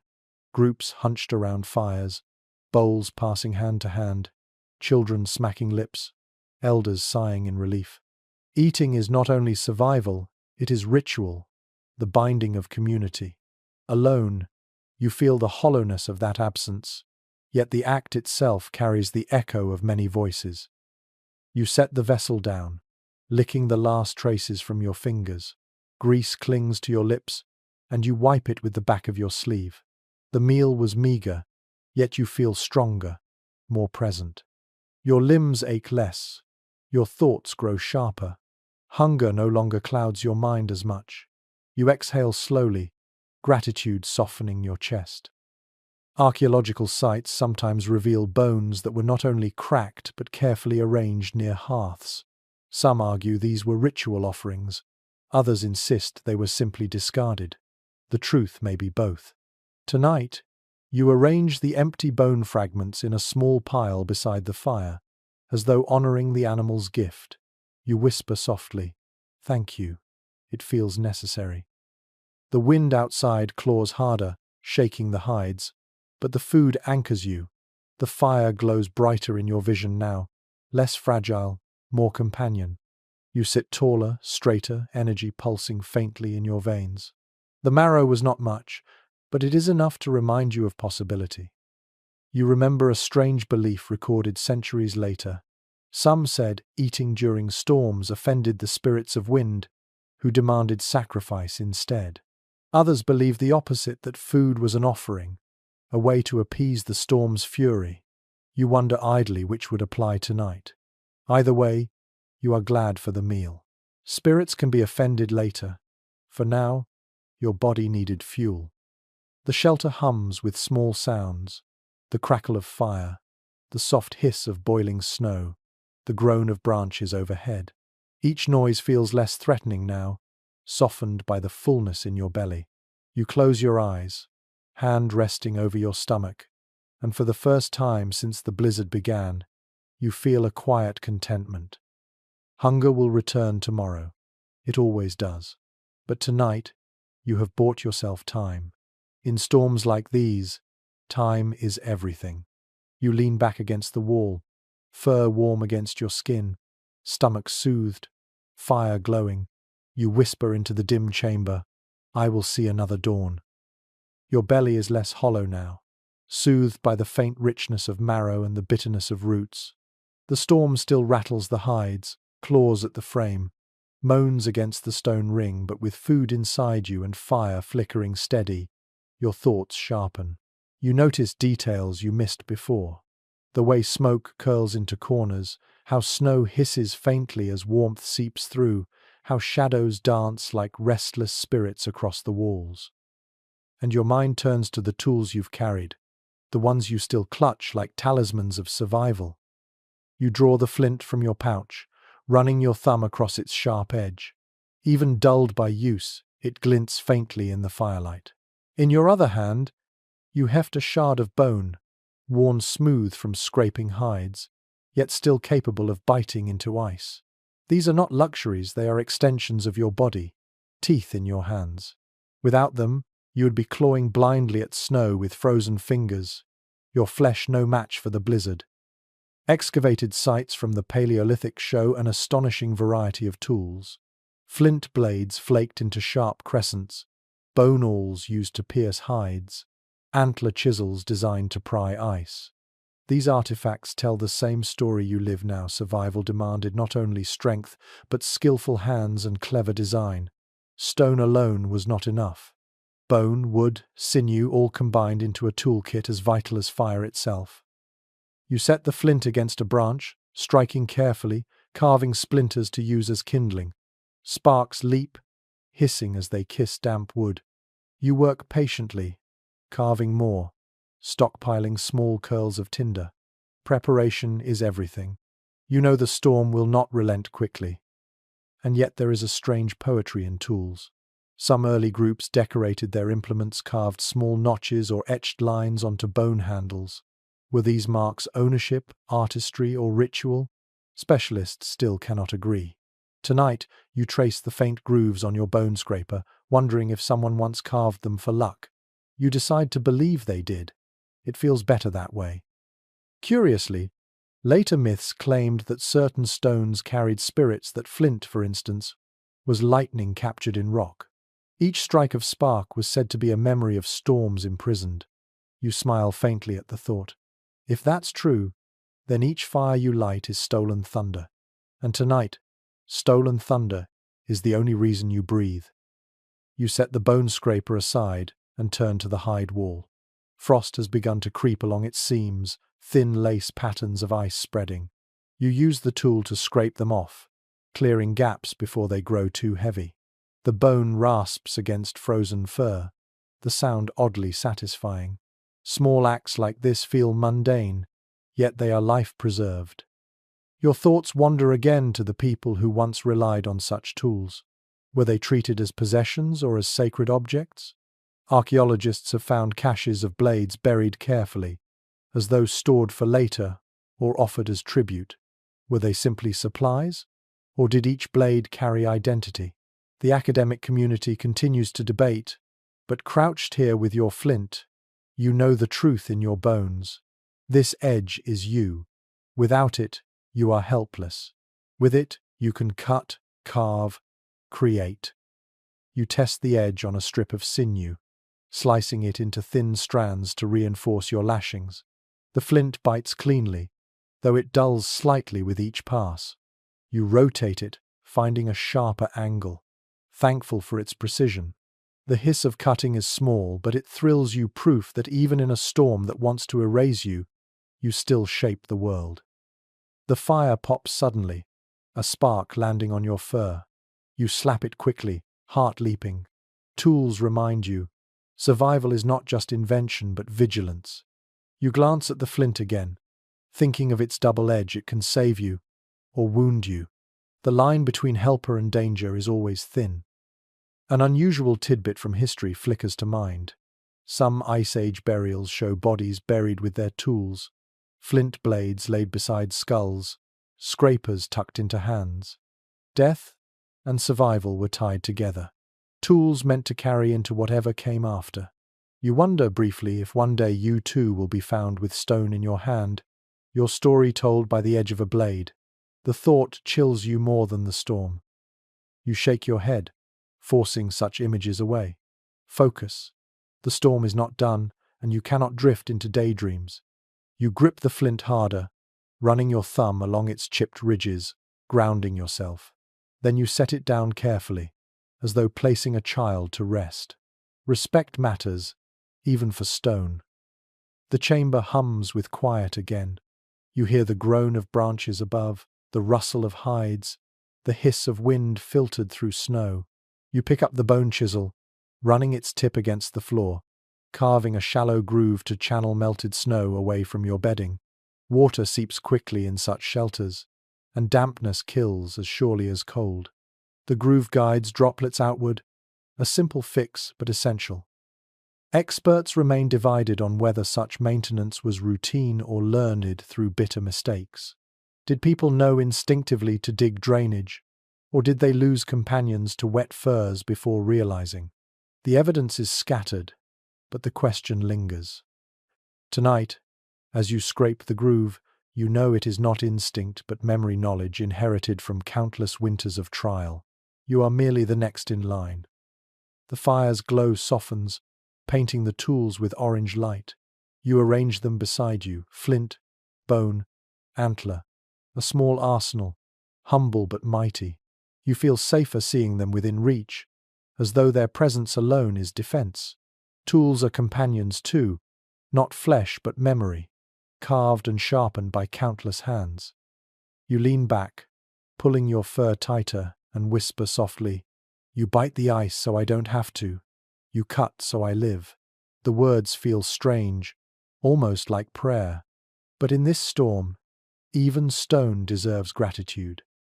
Your eyes close briefly, exhaustion tugging, but you force them open again. The storm howls still, relentless. Yet within your shelter, with fire low and tools near, you feel steadier than before. Every blade, every scraper, every shard is another layer between you and oblivion. And so you sit, tools laid in a neat row, fire flickering, storm raging. Survival is not only warmth or food, it is the clever edge of stone, the bite of bone, the artistry of hands shaping raw world into weapon and refuge. You clutch the flint once more, its sharpness glinting in firelight, and you whisper, "As long as I hold you, I endure." The tools lie beside you, edges gleaming faintly in the firelight, but survival demands more than sharp stone. The storm outside roars without pause, and the hides shudder against its claws. Though your shelter is holding, you know predators move in the same storm. Hunger drives them as it drives you. Wolves, for instance, are not afraid of blizzards, they are born from them, slipping through white silence as though the snow is their kin. Tonight, if you are careless, you may become prey.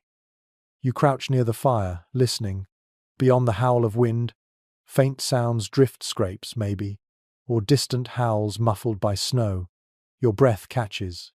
Perhaps it is only the storm playing tricks. But you know better. Wolves roam in packs, intelligent, tireless. To outlast them, you must learn from them. Archaeological finds suggest Ice Age shelters sometimes mimicked wolf dens. Entrances were dug low, narrow tunnels carved beneath drifts, forcing anyone or anything who entered to crawl. Such design served two purposes. It trapped heat, and it made predators hesitant to enter. You glance at your own snow cave, its entrance higher than you'd like, and resolve to change it. You take your bone scraper and begin carving at the base, widening downward, pushing snow outward. It is slow, exhausting work. The snow compacts into heavy chunks, but you drag them aside, piling them into a ridge outside. Each movement aches, but as the tunnel deepens, the air inside grows warmer. Already you notice the difference. The fire flickers steadier, no longer at the mercy of direct gusts. There's a curious record from later Arctic people. They sometimes shared dens with sled dogs, letting them curl at entrances to block wind. The dogs' bodies became living barriers, guardians as well as companions. You have no such animals tonight, but the memory makes you smile faintly. You imagine a wolf at your door, not as enemy but as ally, its breath steaming beside yours. Still, uncertainty lingers. Specialists remain divided on whether these den-like shelters were consciously modeled on animals or simply a parallel solution. Did humans watch wolves burrow and think, we can do the same? Or did necessity lead both species to the same conclusion? The debate endures, but as you scrape your tunnel deeper, you sense the answer doesn't matter. Imitation or invention, the den works. You crawl into the half-finished tunnel, testing it. The walls press close, snow brushing your shoulders, but warmth holds steady. The sound outside muffles more completely. You exhale, breath mist curling low. This is better, safer, more hidden. But then you hear it, a long, rising howl, so faint it could be imagined. Your body freezes. The storm swallows it quickly, but the echo lingers in your mind. Wolves.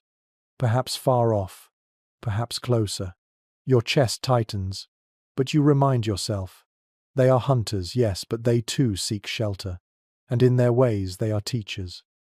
You crawl back inside, pulling snow to narrow the entrance further, blocking visibility. The den feels darker now, tighter, but safer. You crouch by the fire again, feeding it a twig, watching sparks rise. Shadows stretch long across the walls, figures flickering like wolves themselves. An odd belief flickers in memory. Some ancient peoples thought wolves were guides, messengers between living and dead. To see one in a storm was omen sometimes of death, sometimes of endurance. You shiver at the thought, unsure which omen tonight would be. You clutch your flint, heart racing, but slowly your breath steadies. If wolves circle, they will scent smoke, perhaps hear the crackle, but the low tunnel gives you an advantage. If one pushes through, it must crawl, and there you wait with sharpened stone. The thought eases your fear. You are not helpless prey. You are den builder now, just as they are. The fire glows brighter, as though encouraged by your resolve. You sit straighter, shoulders no longer hunched in fear. The storm howls outside, wolves perhaps with it, but inside you are cocooned in snow, stone, hide and fire. And in your heart you whisper, I have learned from the wolf. I will endure as they do. Your eyes close briefly, exhaustion tugging, but you snap them open again. Too soon to sleep. You listen, straining for more howls. None come, only the ceaseless rush of snow. Perhaps you imagined it, perhaps not. Either way, your den is stronger now, your shelter wiser. You whisper into the dim air, half smile on cracked lips. Teach me, wolf. Tonight, I am your kin. The new tunnel at your entrance keeps the wind at bay, but it also leaves you uneasy. In a whiteout like this, even the smallest mistake can mean death. You think of what will happen if you step outside again. The storm devours every landmark, every branch and stone swallowed in identical white. Without markers, You would vanish into the blizzard like smoke, never finding your shelter again. You need a way to remember, to leave a trail against forgetting. You rummage in your pack, pulling out a bundle of broken branches. They are not much splintered, rough, but they might be enough. You crawl through the tunnel and push into the storm's roar. The snow lashes your face, stinging your eyes, but you keep low, pressing each branch into the drift around your den, spacing them like breadcrumbs from stories yet to be told. Archaeological evidence shows that prehistoric people often used markers, stones, carved stakes, even bones stuck upright to guide their return. Some excavated camps show strange lines of rocks leading nowhere, but likely those were once paths cut through storms, trails for survival. Tonight you mimic them, pressing wood deep enough that the blizzard will not immediately swallow them. The storm hisses, covering your boots as you move. You push one branch into place, then another, circling wider. Each marker is crude, but when you glance back, you feel relief. The line of dark wood breaks the endless white. It is proof that you are not entirely at the storm's mercy. There's a curious fragment from later traditions. In parts of the Arctic, people believed such markers were not only physical but spiritual, signposts to ward off malevolent beings said to hunt in snow. To plant a branch was to say, "This way is human ground, keep away." You smile faintly at the thought. Perhaps tonight your crude markers do both. Still, scholars cannot fully agree on whether Ice Age groups marked paths systematically or only in moments of desperate need. Did they build entire networks across tundra, or was each storm a unique improvisation? The debate endures. For you, the answer is practical. You need only a handful of sticks to keep from vanishing into the white. You circle back toward your shelter, following the trail. The markers loom like dark figures through the blur of snow, eerie but comforting. When you crawl inside again, fire flickering low, you feel calmer. If hunger forces you out again, or if you must gather more wood, you can return without fear of losing yourself. The chamber smells of smoke and damp hide, heavy but grounding. You tuck the last of your branches beside the entrance, a small reserve. Then you crouch, warming your hands against the fire. Your body trembles with fatigue, but relief softens it. An odd tidbit surfaces in your mind. Centuries later, travelers in frozen lands sometimes tied ropes between huts, guiding their way in blizzards. Hands following rough fiber, step by step, never letting go. Your branches are the same principle, only older, simpler. Survival is often nothing more than clever repetition across time. You glance at the pile of cracked bones, the tools laid neatly, the stones glowing faintly with fire's warmth. Everything feels in order now, as though your shelter has grown a mind of its own. Outside, the storm shrieks, but you are not lost. You have a trail, you have walls, you have heat. Yet fatigue presses heavy. You curl tighter, eyes half closing, whispering softly, "Branches to guide me back, fire to keep me here." The words are half mantra, half lullaby. Shadows dance across the walls, and for a moment, you imagine they nod in agreement. The storm outside growls on, but within your snow-clad den, the crackle of fire and the glow of heated stones form a fragile cocoon. You lean your head against the hide wall, eyes heavy, and realize that though your shelter holds, your mind is not safe from the blizzard.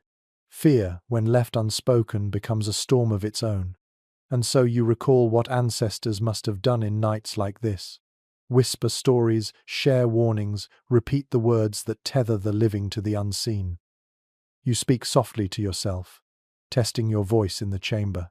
It sounds strange, almost distant, as if the snow itself swallows syllables. Your words weave into fragments of memory warnings about spirits that wander white fields, shapes with frozen faces who lure the unwary out into the storm. The old stories say they mimic voices of loved ones, calling you by name until you stumble into the blizzard, never to return. Evidence from Ice Age cave, art hints at more than daily life. Painted figures blend human and animal, half spirit, half creature. Researchers agree these images likely had ritual meaning, reflections of belief in a world filled with unseen presences. Tonight, as you crouch by your fire, you can imagine those figures stepping down from stone walls to walk through snow, their whispers carried on the wind. You close your eyes, listening. The storm howls, and in its rhythm you almost hear words. A murmur, a beckoning. You shiver. Curiously, centuries later in northern Europe, travelers carried charms against snow demons, small carved figures or beads of bone. They believed blizzards were alive, hunting for stragglers. You clutch the warm stone to your chest and mutter, "Not me, not tonight." But how much of this is fear, and how much truth? Scholars remain divided. Were such tales purely superstition, or did they encode practical warnings? Perhaps the story of spirits calling your name was simply a way to remind children never to leave shelter during a storm. Perhaps not. The line between myth and wisdom blurs easily in the dark. Your fire flickers, shadows leaping on the hides. They look almost like figures dancing thin, tall, inhuman. You know it is only flame, but exhaustion makes imagination vivid. You whisper again, a charm against dread. Walls hold, fire lives, spirits pass by. Your voice steadies, and the fear loosens its grip. The chamber fills with smoke and warmth. You breathe slowly, the smell of charred wood mingling with musk of hides. The rhythm soothes you, as though the shelter itself breathes with you. You think of ancestors huddled together, telling such stories not just to frighten but to comfort. Fear shared aloud becomes smaller, easier to endure. You reach for a piece of bone, scratching a line into the hide wall. The mark is crude, jagged, but meaningful. Perhaps it will remind you tomorrow of the spirits you imagined tonight, proof that you survived their passing. Archaeologists sometimes find similar scratches on bone or walls marks, whose purpose is debated. Were they calendars, tallies of hunts, or simply the graffiti of fear? Tonight, yours is a ward, a small sign that you pushed back the dark. Your body trembles still, but not from cold, rather, from the weight of solitude. You speak again, quieter, to no one but yourself. I am here. I endure. The storm does not take me. The words echo softly, and you feel lighter. The fire hisses, smoke curling into the tunnel. You crawl over, pushing snow to widen the vent. A gust slips inside, biting cold, but fresh air clears the smoke. Balance again, warmth and breath, fire and frost. Always balance. The storm screams louder for a moment, as if angered by your defiance. You smile faintly at the thought. The blizzard can rage all it wants. You have fire, stone, hide, and will. You are not easily taken. And so, with heart steadier, you curl once more against the warmed stones, eyelids sagging. Spirits may whisper outside, but inside, your voice is louder. You whisper one last time before sleep. I will not answer. I remain. You wake with a start, though you cannot tell whether you had slept for minutes or hours. The storm outside still hammers the hides, a constant weight that presses against your ears. The fire has dwindled to coals, faint orange veins glowing in the ash. You stretch your stiff legs, shifting to feed the embers a thin stick. The flames answer weakly, then rise, crackling again. Relief slips through you, but so does an ache deeper than hunger or cold, the awareness that you are alone. Your mind drifts to the image of children in shelters like this, their breath fogging in the dim glow, their eyes wide as they listen to parents murmur stories. In archaeological sites, excavators sometimes find small footprints pressed into ancient floors beside hearths, proof that little ones huddled close in the same flicker of light. One well-preserved settlement even revealed miniature tools carved from bone-tiny scrapers, too delicate for work, perhaps meant as toys or as training for hands that would one day need to build their own shelters. The thought softens your chest. Even in the Ice Age, children were part of survival, not apart from it. You imagine them now, bundled under hides, tucked safely in fur. Their whimpers would be soothed by warmth pressed against their parents' bodies. by hands patting them gently. The sound of children breathing in unison might have been the most reassuring noise of all in a world full of storms. Curiously, some later Arctic families placed infants in small snow hollows lined with skins, letting them sleep shielded while adults worked. Such cradles, made of frost itself, sound unthinkable to you, yet they were practical. Snow-insulated, muffled, protected. To lay a child in it was not cruelty but wisdom. You shake your head in wonder at the ingenuity of humans. But experts still argue whether Ice Age children were kept inside shelters at all times, or sometimes carried out into the blizzard, swaddled against a parent's chest. Did communities believe exposure toughened them, or did they guard them jealously from every gust? The truth remains uncertain. Still, you know one fact. No matter the practice, children were the center of every choice. Without them, there was no future. You curl closer to your stone, still faintly warm. The thought of children presses deeper into you, for loneliness gnaws sharper tonight. You remember the way warmth multiplies when bodies cluster. Imagine a child's small weight nestled against your side, their heat a fragile ember you'd guard with your life. The vision aches, but it steadies you. The storm's howl softens for a moment, or perhaps your mind filters it. You close your eyes, picturing a family in the same chamber. Mother smoothing fur over her child, father stoking the fire, siblings whispering. The space becomes alive with imagined sound. The hush of laughter, the murmur of lullabies, the rustle of shifting bodies. You almost believe you can hear it. An odd tidbit from later times drifts into your thoughts. Some groups sang lullabies not only for children but for storms themselves. Soft songs meant to coax the blizzard into sleeping. Perhaps that tradition began in chambers like this. Parents singing to little ones, their voices rising louder than the wind. You hum a note now, tentative, almost embarrassed despite being alone. The sound fills the hollow softly, and your heart eases. The fire grows steadier, flames curling upward. Shadows flicker again, stretching like long limbs across the hides. They look gentler now, less like spirits, more like the play of children chasing each other. You smile faintly, allowing imagination to soften solitude. Still, the scholar's question nags you. What did parents tell their children about storms? Were they framed as monsters to fear, or as teachers to respect? Perhaps both. Fear kept little ones from wandering. Reverence taught them patience. Tonight, you lean into the second. You tell yourself the storm is teacher, not foe.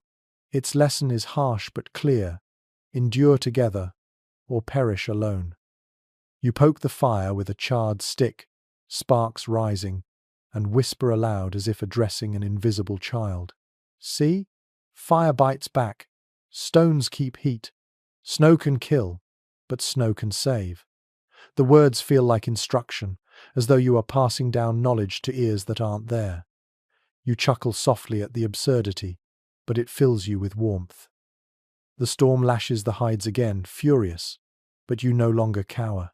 Instead, you tuck your furs tighter, imagining a child pressed against your ribs. The phantom weight comforts you, proof that even alone, you can conjure company through memory and need. Perhaps that, too, is survival keeping not just body but mind alive with visions of what must be protected.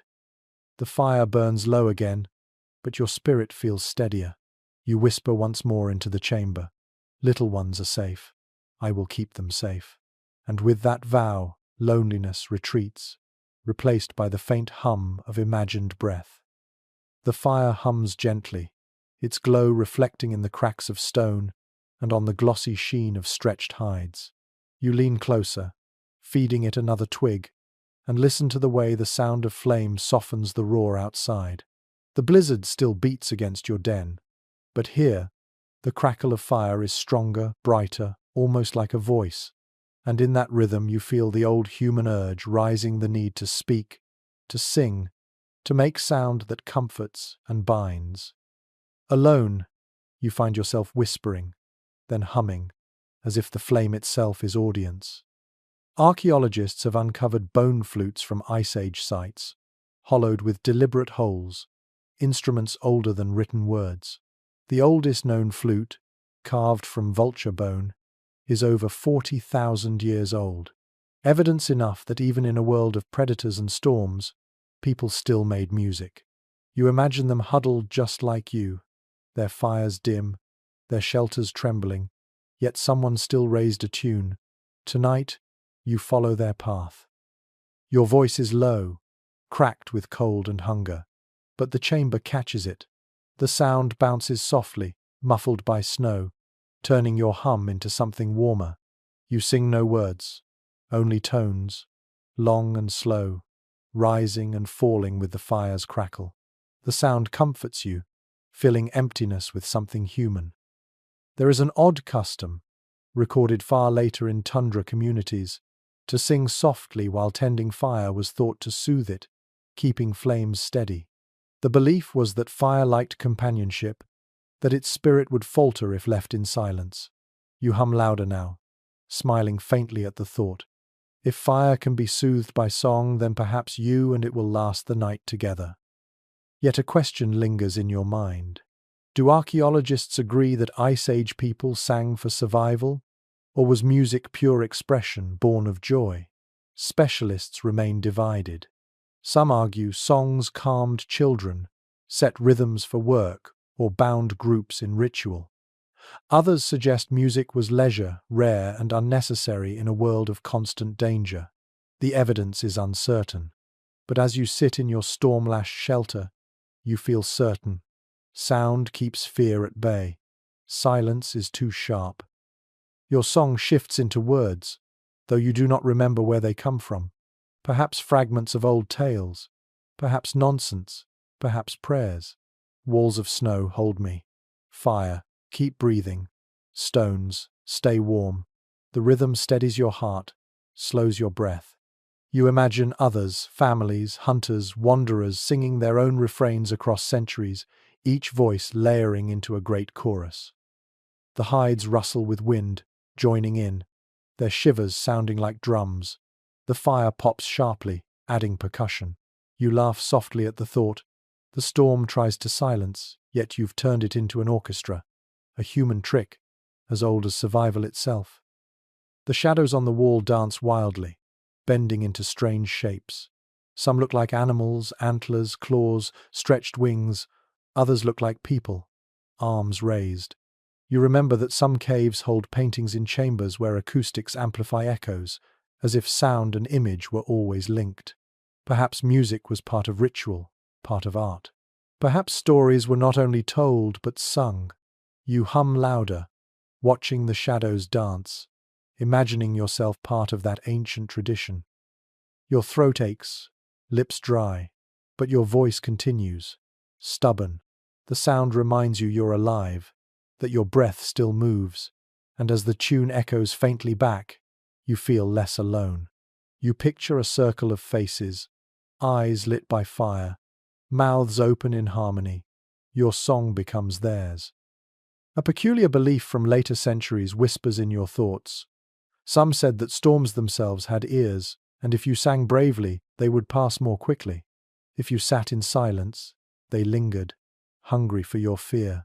You chuckle faintly, though your voice cracks. Still, you keep singing.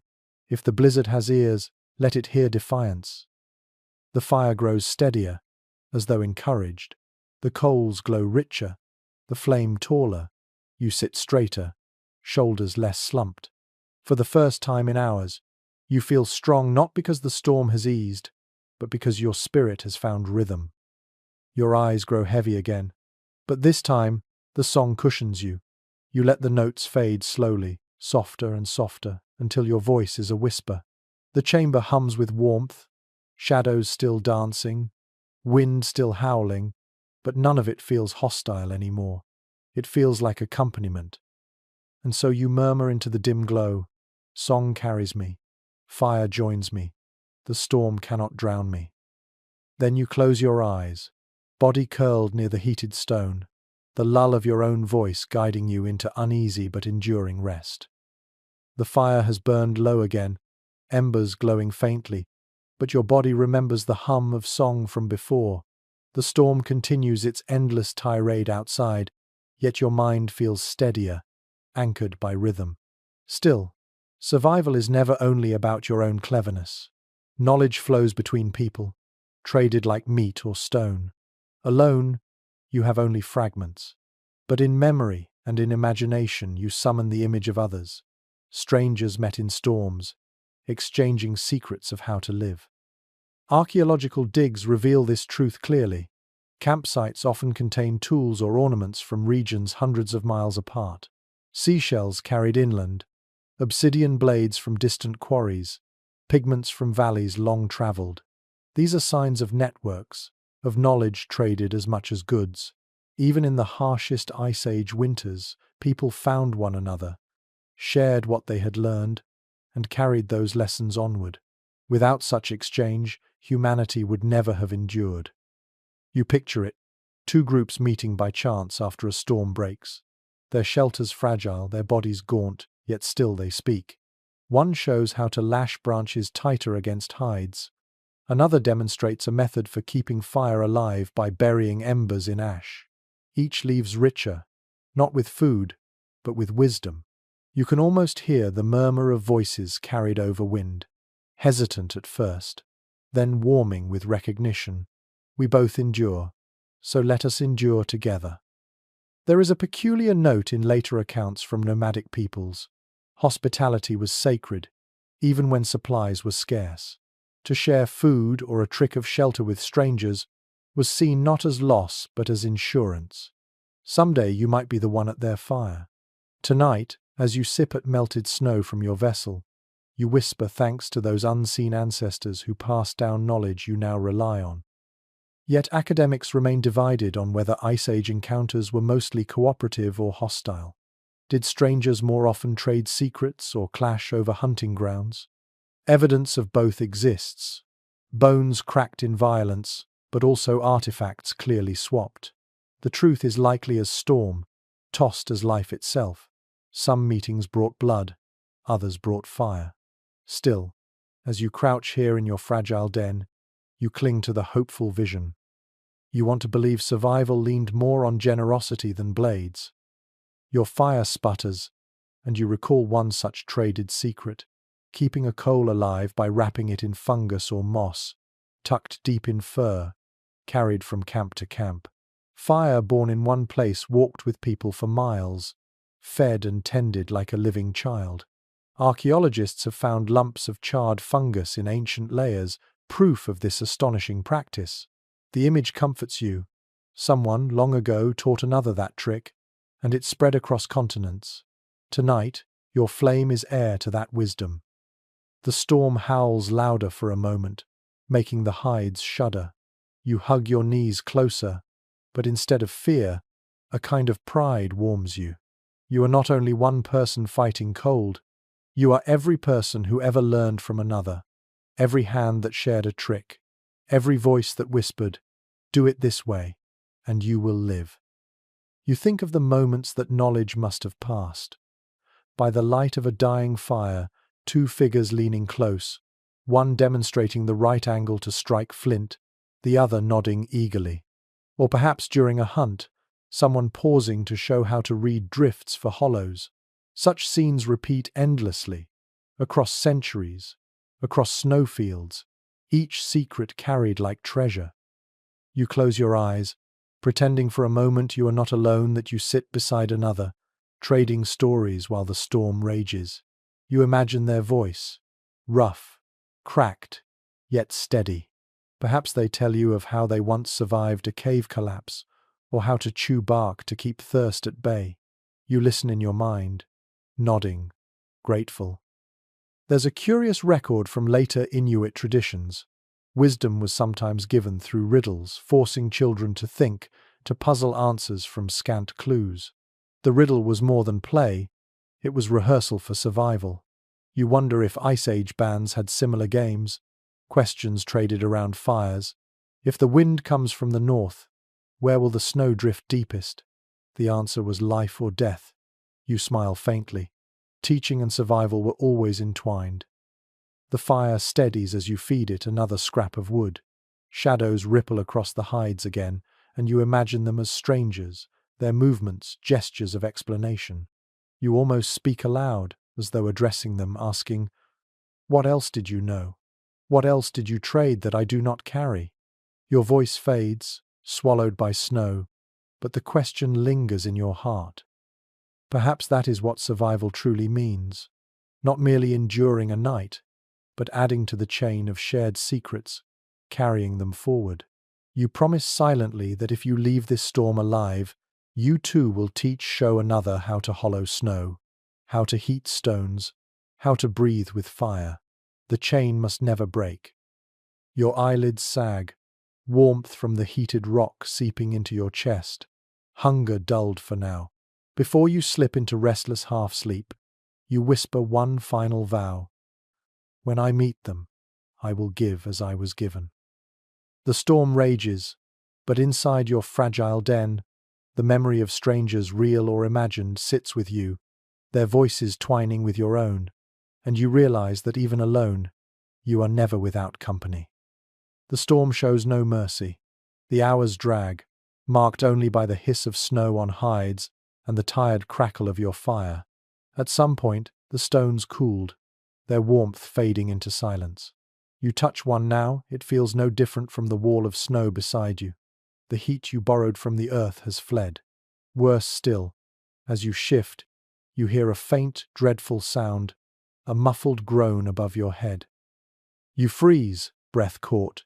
The snow roof creaks again, a low complaint under its own weight. Panic surges like fire through your veins. A collapse here means suffocation, smothered beneath tons of white silence. You scramble to the tunnel, but the wall shivers, small flakes sprinkling onto your shoulders. Instinct screams at you. Move, dig, fight upward before it's too late. Archaeological sites sometimes preserve tragic evidence of such failures. Collapsed shelters filled with bones, bodies caught mid-motion, proof that snow can turn traitor. Excavators have found entire families entombed, their tools scattered in frozen chambers. These grim finds remind us that even the cleverest shelters were never guarantees. Tonight, you live that truth. Your hands claw at the entrance, pushing snow outward. It is heavy, pressing back, but you dig furiously. Your breath comes ragged, chest burning. Flakes slip into your hood, melting cold against your neck. For a moment, terror blinds you. You imagine the roof caving fully, burying you in a tomb of your own making. A strange memory surfaces. Some later mountain climbers carried small sticks or poles, planting them inside snow caves. If the stick pressed downward, they knew the roof sagged. A clever warning system. You did not think to do that.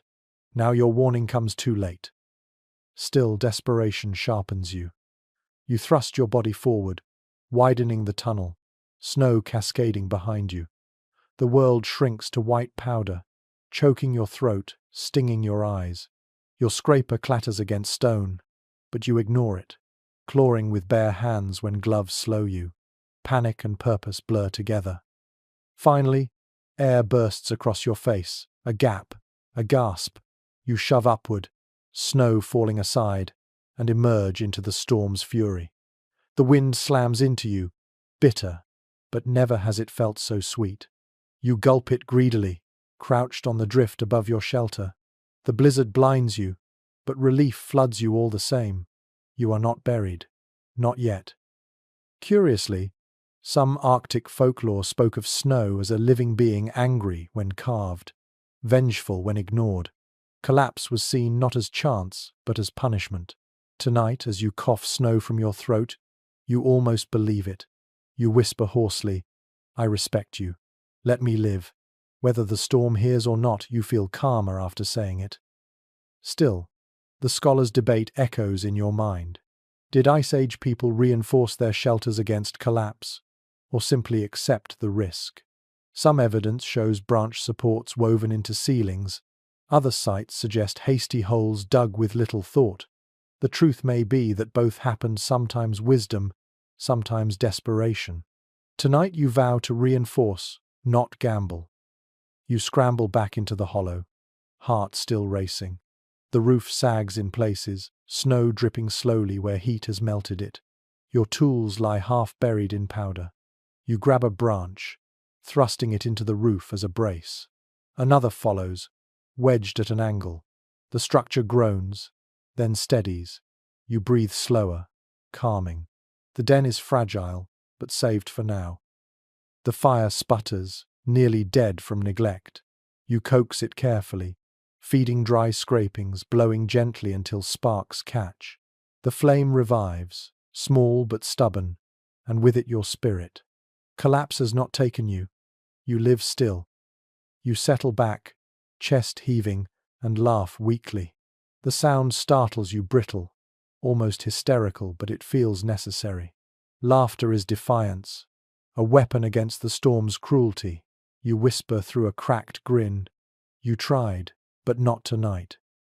Your body trembles from exertion, but the chamber steadies. Snow still presses above, but your braces hold. You curl near the fire, wrapping your fur tighter, clutching the warmest stone you could rescue. Fatigue washes over you, heavier than fear now. An odd tidbit returns to you. In some tales, people said that when shelters collapsed, spirits trapped the living inside, keeping them as companions. The way to escape was to claw upward, showing you still belong to the living world. You think of that as you glance at your tunnel, newly dug, and feel grateful. You fought back, and the spirits released you. The storm rages on, but inside your den you lie awake, listening to every groan, every hiss. Collapse may come again, but you are ready. If snow falls, you will claw. If silence presses, you will dig. For you have learned a cruel lesson. Survival means vigilance, even in moments of rest. And so you murmur into the dim glow. If you fall on me, I will rise through you. The words settle in the chamber, brave or foolish, but they anchor you.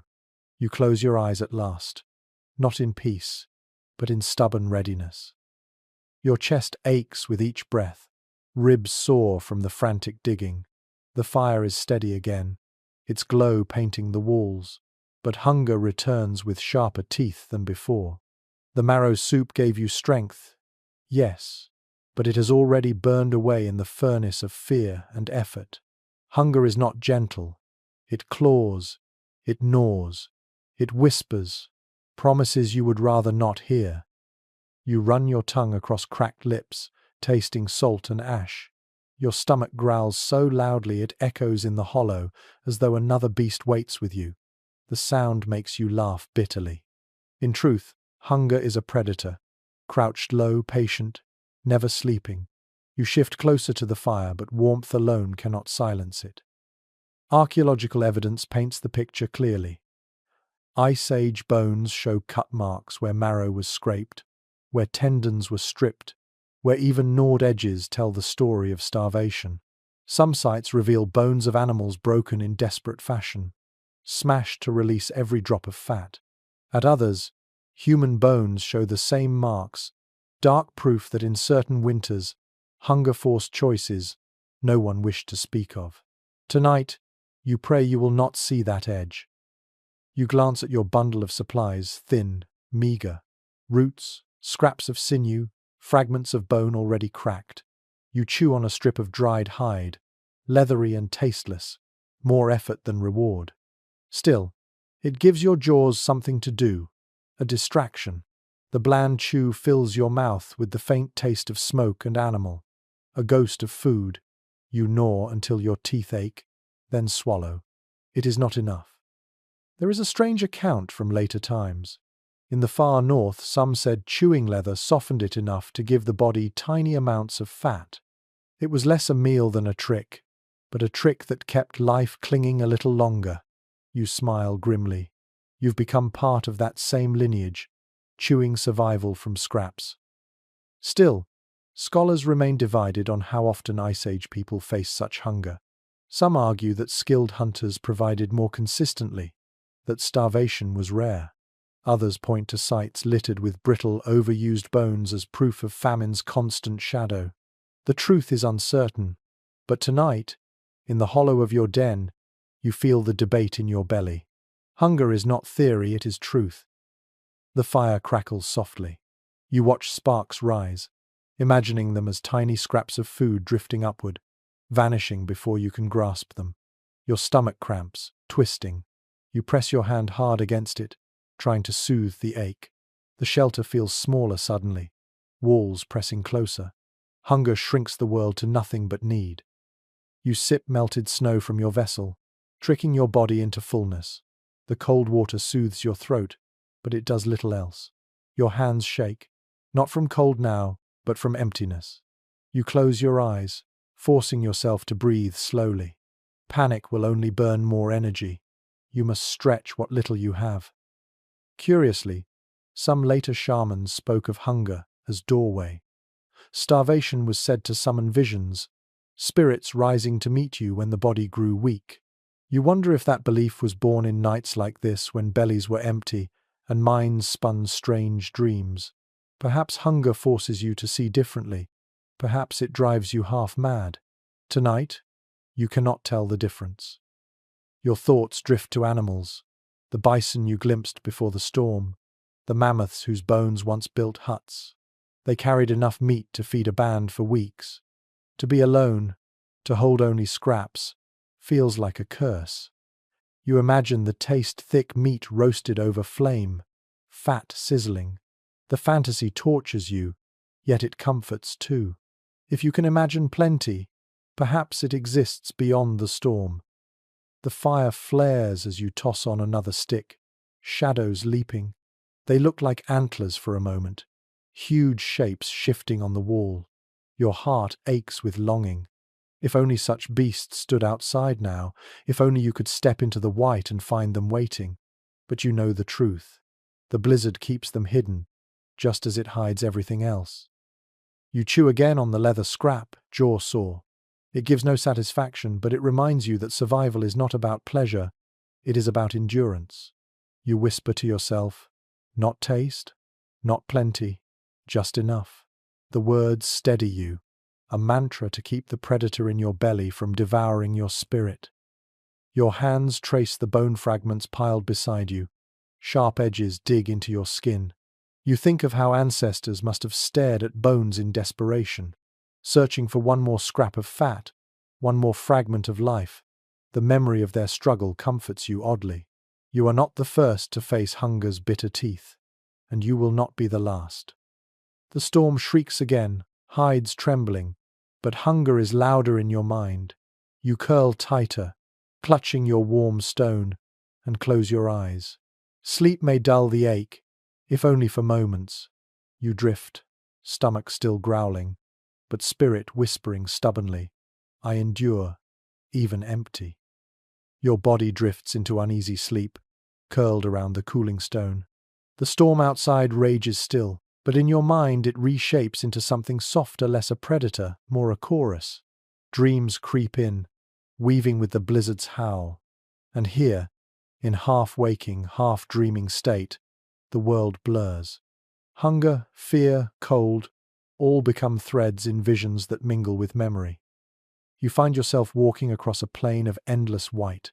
The snow glitters, not cruel but luminous, as though moonlight has sunk into each flake.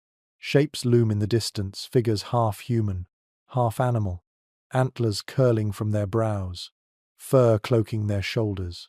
They beckon with slow hands, voices muffled like wind. You step forward, each crunch of snow echoing louder than it should. Archaeologists studying Ice Age art have long noted the blurred lines between human and beast in cave paintings. Figures with deer heads, bird wings, bare claws.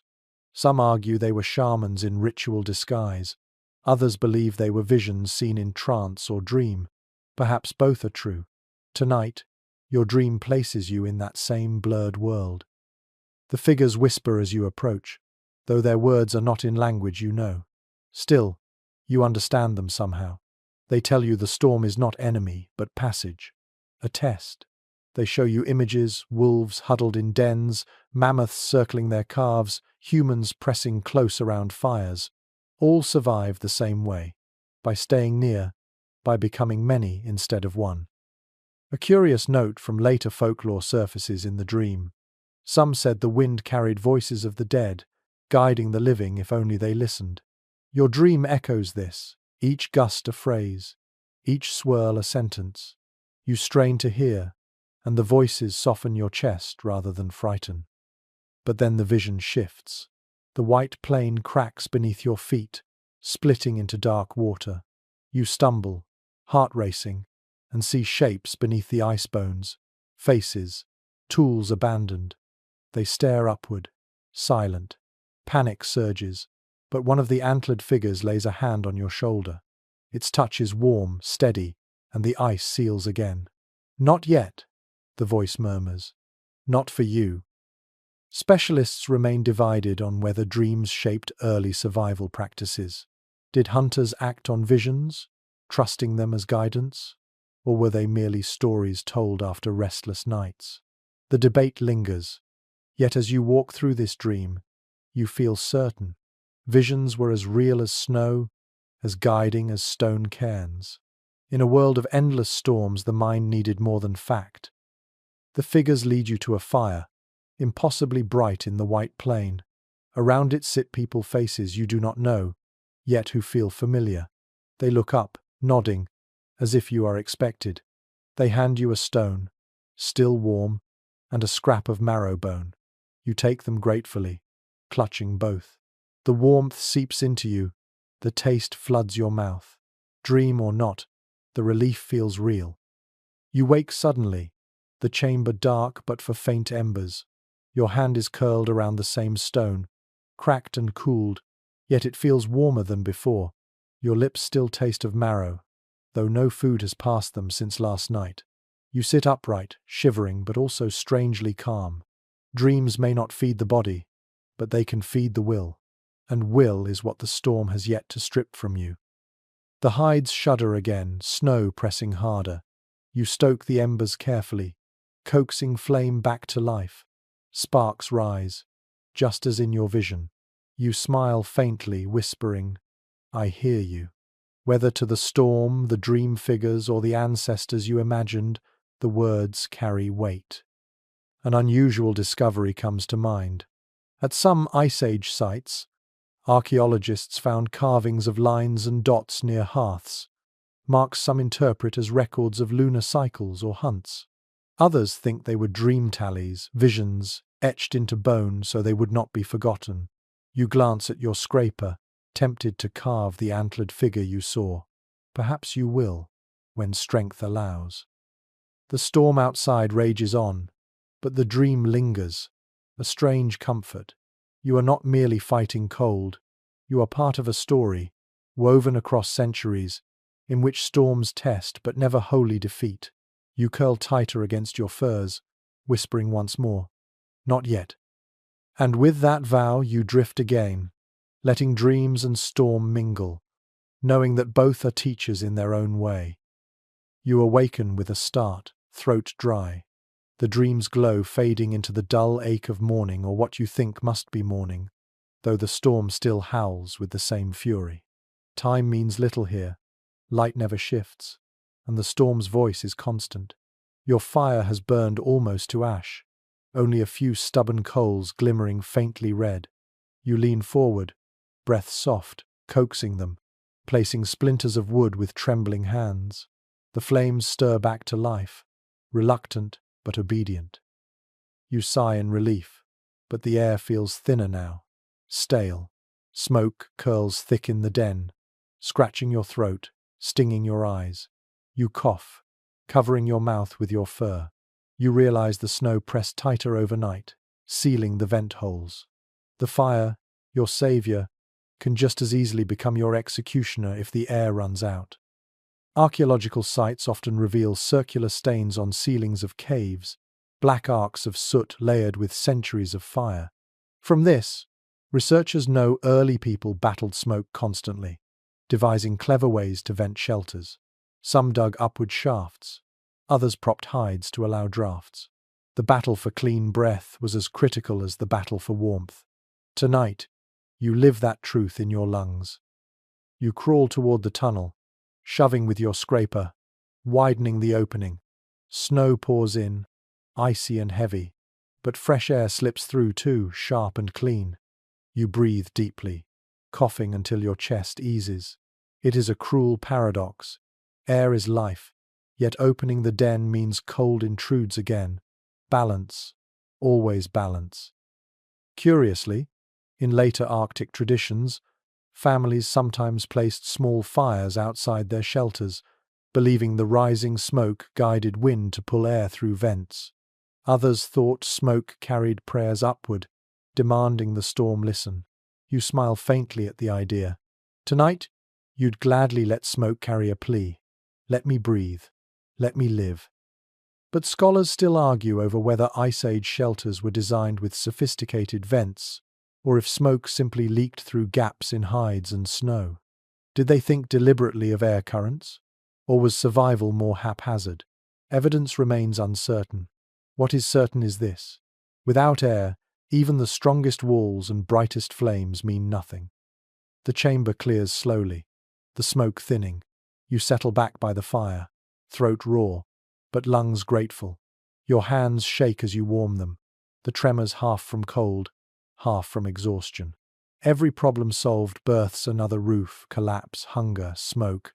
Survival is endless vigilance. Your gaze drifts to the hides overhead. Frost flowers creep along their seams, delicate white lace forming where warmth meets cold. Beautiful, yet deadly. Each crystal is moisture leaving your body, water stolen by the storm. You run your hand across the hide, wiping frost away, only to watch it creep back minutes later. The den breathes with you, but always against you too. You take your scraper again, cutting another groove along the floor, channeling melted snow toward the tunnel. Dampness is creeping into your bedding, a silent enemy as cruel as hunger. Wet fur will leach warmth until none remains. You curse softly, but work steadily, scraping, pushing, piling snow outward. The sound of tool against ice fills the hollow, a rhythm that steadies your nerves. A strange tidbit from much later centuries floats into memory. Some explorers believed smoke in shelters warded insects and small pests, even in winter. They tolerated stinging eyes for the unseen protection. You chuckle weakly if insects are your greatest concern. You are lucky. Tonight, it is the weight of snow and the thinness of air that threaten. The fire crackles louder now, healthier, flames curling orange. You hold your hands close, flexing your stiff fingers.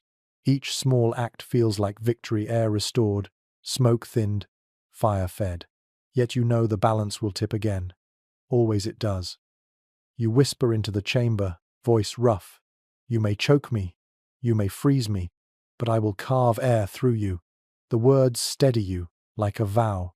You breathe deeper, feeling the air sharper but freer in your lungs. Outside, the storm shrieks still, unrelenting. Inside, your den breathes with you now, smoke curling upward, cold slipping in, but life held steady. And though exhaustion drags at your limbs, you sit straighter, whispering softly, one more battle won, one more breath kept. The fire steadies, breathing with you, but you cannot ignore the new enemy creeping into the chamber. Dampness. The floor, though grooved for drainage, glistens with melt. Your bedding furs feel heavy, chilled at their edges, water soaking where snow has melted and seeped inward. You know this danger well. Cold air cuts, but wetness steals warmth silently, pulling heat from the body until exhaustion claims you. If you do not fight it, your shelter will become a grave. Archaeologists studying Ice Age habitations have found layers of straw, rushes, or pine needles pressed beneath hides. These mats served as insulation, barriers between flesh and frozen ground. Clear traces of such plant bedding have been preserved in ancient caves, thin but deliberate, telling the story of people who understood that survival was not only about walls but about the earth beneath. Tonight, you wish for such mats. You glance at your pack, remembering the handful of reeds you carried from the river days ago. They are brittle now, stiff and half frozen, but they might still serve. You pull them out, spreading them beneath your furs, layering them awkwardly. The smell rises at once, earthy, musty, sharp. It fills the den, mingling with smoke and musk. You wrinkle your nose, but relief floods you as the furs lift slightly off the wet floor. Even a finger's breadth of separation can save heat. There's an unusual detail from later nomads. Some placed ash beneath their bedding, scattering it thick to soak dampness. Ash, they believed, not only dried the ground but carried protective power, warding sickness. You consider using the cooled ash near your hearth, sprinkling it into the grooves you scraped.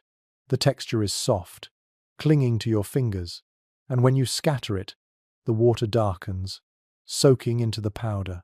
The floor grows less slick. You smile faintly. Old wisdom, even if stumbled upon, carries you. Still, experts remain divided on whether bedding was carefully designed or simply improvised from what lay nearby. Some argue that the layering of reeds shows planning, while others think it was just chance whatever plants happened to be gathered with firewood. The truth may never be known. Yet, kneeling here, placing each brittle stalk with care, you know it feels deliberate. It feels like survival born of thought. You settle back onto the furs, and the difference is immediate. Dampness no longer clings to your ribs. Your body feels lighter, less drained. You exhale slowly, whispering thanks to the stalks, to the ash, to every scrap that separates you from the killing floor. The fire pops loudly, and sparks leap, falling harmlessly into the grooves. For a moment, you imagine them as tiny seeds, planting warmth instead of burning. You close your eyes, and in your mind, you see a family lying close on mats of grass, children pressing against parents, laughter rising despite the storm outside. You are not them, but the image steadies you. Curiously, some Arctic traditions centuries later taught that floors themselves were dangerous, homes of spirits who pulled warmth downward. Bedding was not only comfort, but protection against unseen hands. People scattered charms or carved marks onto their mats, believing they tricked those spirits.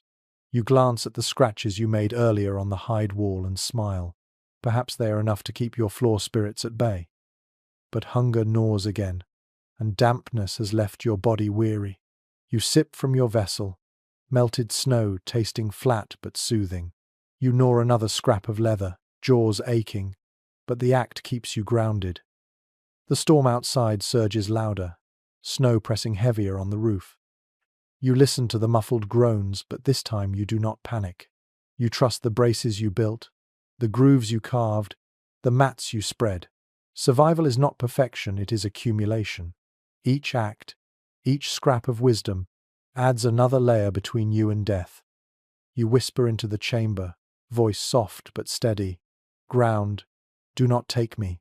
Water, pass me by. I lie above you, not in you. The words sound strange, almost ritual, but they calm you. Perhaps this is why people always spoke to their shelters, their fires, their mats. Words remind you that you are not helpless. The fire glows. The mats lift you from dampness. The ash dries the floor. For now you are safe. You curl tighter into your fur, listening to the storm's endless song. Hunger may return, snow may press, but tonight the ground does not claim you. And with that thought, you breathe easier, eyelids sagging.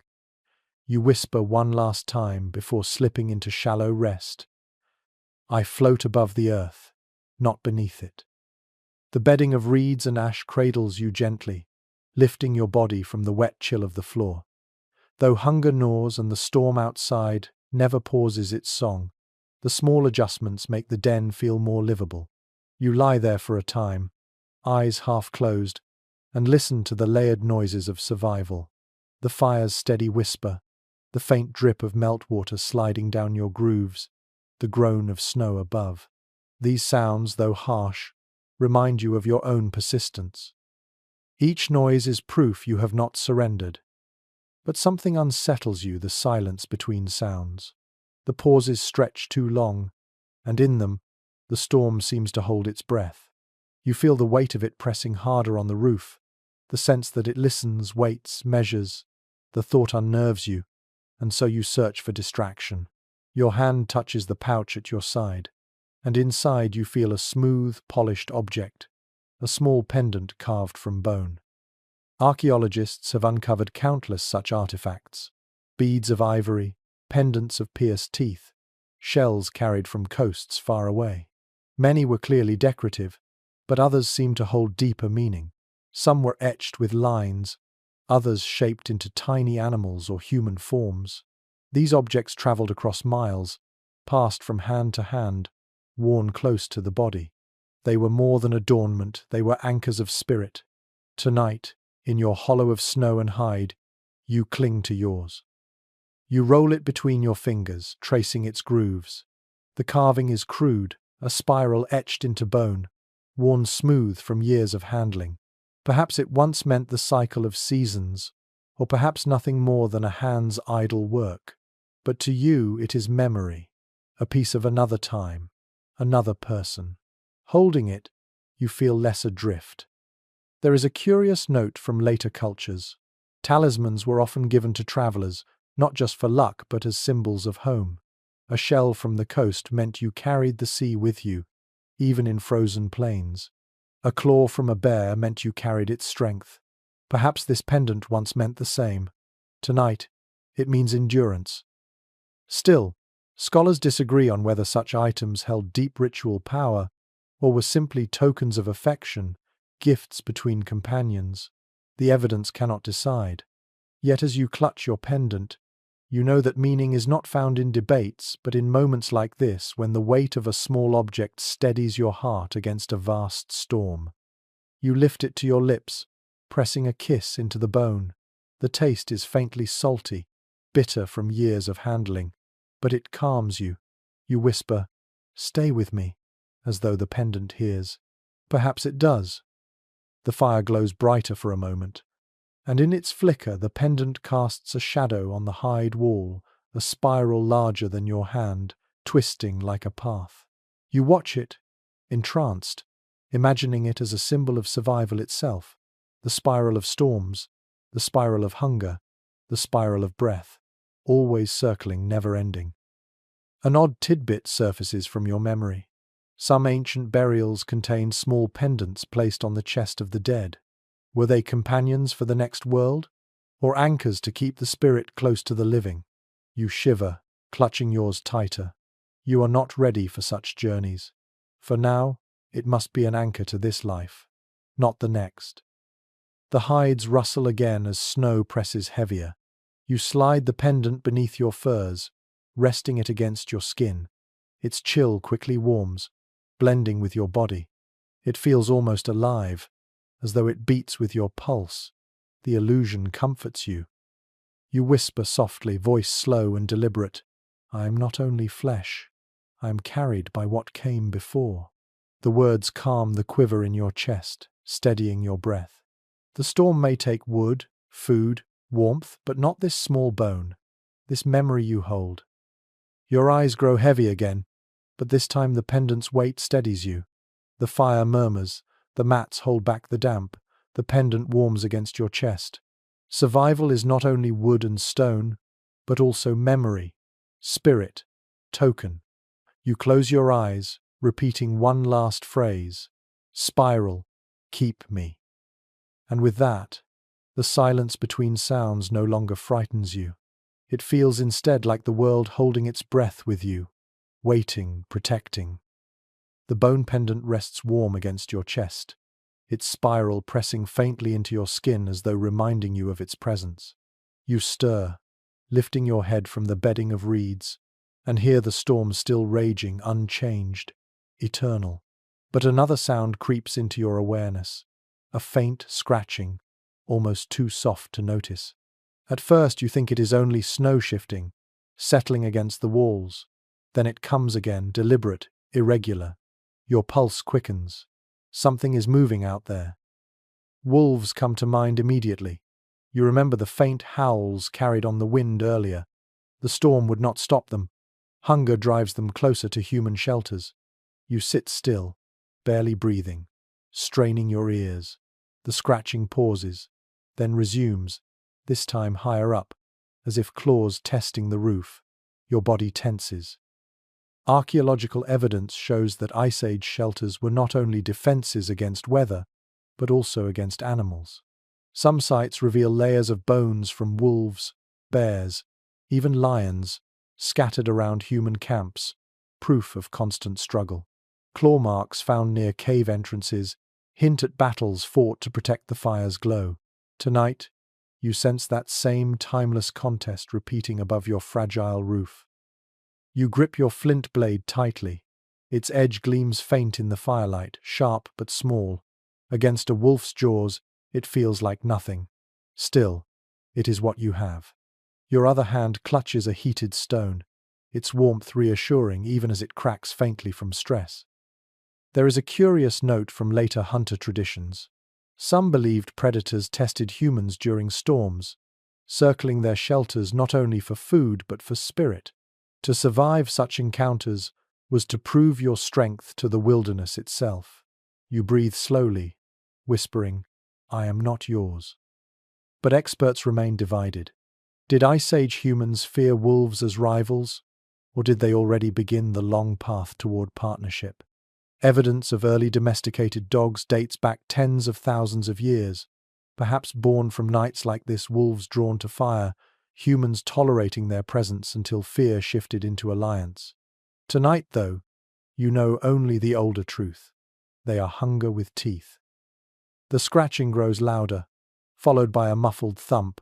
Snow sifts down into the chamber, sprinkling onto your bedding. Your heart hammers. You crawl to the tunnel, peering into the white chaos beyond. Nothing but wind-driven flakes swirl, blinding. Yet you sense eyes out there, watching. You remember an odd tidbit. Some Arctic hunters claimed that wolves could smell fear itself, that trembling bodies leaked a scent carried on the wind. The only defense was to project calm, to hum softly, to move without haste. You force your breath slower, humming the tune you sang to your fire earlier. The sound steadies you, though your hands still shake. The fire pops, throwing sparks. For a moment, the scratching ceases, as though the flare startled whatever prowls above. Then silence. You sit motionless, waiting, muscles aching from stillness. Perhaps they have gone, or perhaps they wait, patient as hunger itself. You crawl back inside, feeding another stick to the fire. Shadows leap wildly, and one looks like a wolf's muzzle stretched long across the hide wall. You do not look away. Instead, you meet the shadow's gaze, whispering, "I see you." The words are part defiance, part plea. Time drags, each moment stretched thin. At last, the scratching does not return. The roof holds steady, the storm's voice the only sound again. You release your breath slowly, shoulders sagging. Relief washes over you, though unease lingers. Predators are never gone. They simply wait. You press the pendant harder against your chest, grateful for its weight. You murmur softly, "Not tonight." The words are meant for wolves, for spirits, for yourself. An odd thought rises. Perhaps this is why humans carried pendants, sang songs, painted caves, to remind themselves that they were more than prey, more than meat trembling in snow, to declare, even in whispers, that they belong to the world as much as wolves did. The fire burns steadier now, warming your face.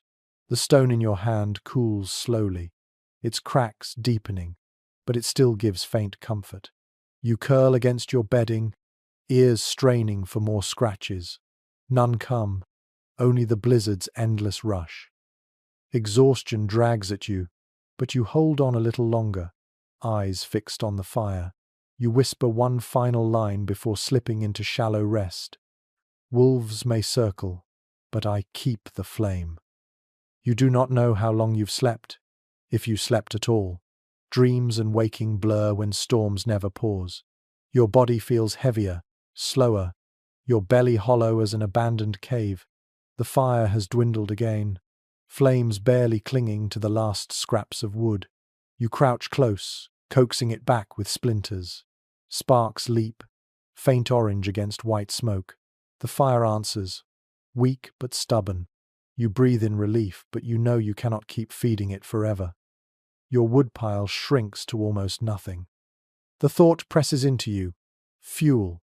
Without it, the fire will die, and then cold will sink claws into your marrow. You shiver, not from the wind but from the truth. To survive another day, you must step back into the storm. Archaeological sites reveal this same urgency. Hearths often contain layers of charcoal mixed with wood from far outside local ranges. Some camps show evidence that hunters dragged branches miles across snow. People did not settle only where shelter was possible, but where fuel could be gathered. Tonight, you carry their same burden. You pull your furs tight, tucking the pendant beneath them, its spiral warm against your chest. The fire you leave behind must not die while you search. You wrap glowing coals in a bundle of moss, placing them near heated stones. If the flame falters, at least embers will wait for your return. Then you crawl into the tunnel, heart pounding, and push yourself into the blizzard's fury. The wind greets you with knives of ice, cutting across your face. Snow swirls so thick you see nothing beyond arm's length. You crouch low, following the markers you planted before the branches jutting like skeletal fingers from the drift. Without them, you would be swallowed whole. Each step is a battle, snow clutching at your legs, wind tearing your breath. You search blindly, scraping through drifts for fallen branches. Your fingers sting, but at last you grasp wood thin, brittle, half-buried. You yank it free, triumphant, though it is damp and heavy with frost. Still, it is fuel. You drag it to the next marker, then search again. There is a peculiar practice noted in later Arctic groups. They sometimes burned bones when wood grew scarce, fat, rich marrow fueling flames. Archaeologists have even found blackened bones in Ice Age hearths, proof that desperation bred ingenuity. You glance at your own pile of cracked bones back in the den, and remind yourself if no wood remains, you can still burn memory of animals long gone. But for now, you must gather what you can. You stumble further, snow blinding, wind roaring. Each branch you find feels like treasure. You tie them with sinew, hauling them across your shoulders. Your body aches, lungs burn, but the thought of your fire fading drives you onward. Scholars remain divided on whether such fuel gathering was routine or desperate. Did families stockpile wood before storms, or did each blizzard force them into frantic scavenging? The truth is likely both. Some prepared, others gambled. Tonight you know which camp you fall into. You gamble, because you must. You reach your furthest marker, no more branches visible. Beyond it lies only white void, a horizon erased. You crouch, torn, push farther, risk vanishing, or retreat with what little you carry. Hunger urges risk, but memory whispers caution. You turn back, following your markers home. The storm howls, but your branches press against your back, proof of victory. The tunnel mouth appears at last, half buried. You claw through, dragging wood inside. The warmth of the chamber hits you like embrace. The fire still flickers weakly, embers glowing. Relief nearly makes you weep. You feed the first branch, damp but slowly catching, then another. Smoke thickens, but flames rise stronger. You slump against the wall, chest heaving. The woodpile is small, barely a day's worth, but it feels like fortune. You stroke the pendant absently, whispering, "I returned." An odd tidbit surfaces. Some ancient travelers swore never to re-enter shelters empty, handed, believing spirits punished those who returned with nothing. Perhaps it was superstition, perhaps simply survival discipline. Either way, you smile faintly. You kept the rule. You came back with fire's food. The chamber grows warm again, fire snapping brighter. Damp wood hisses, filling the space with bitter smoke, but you welcome it.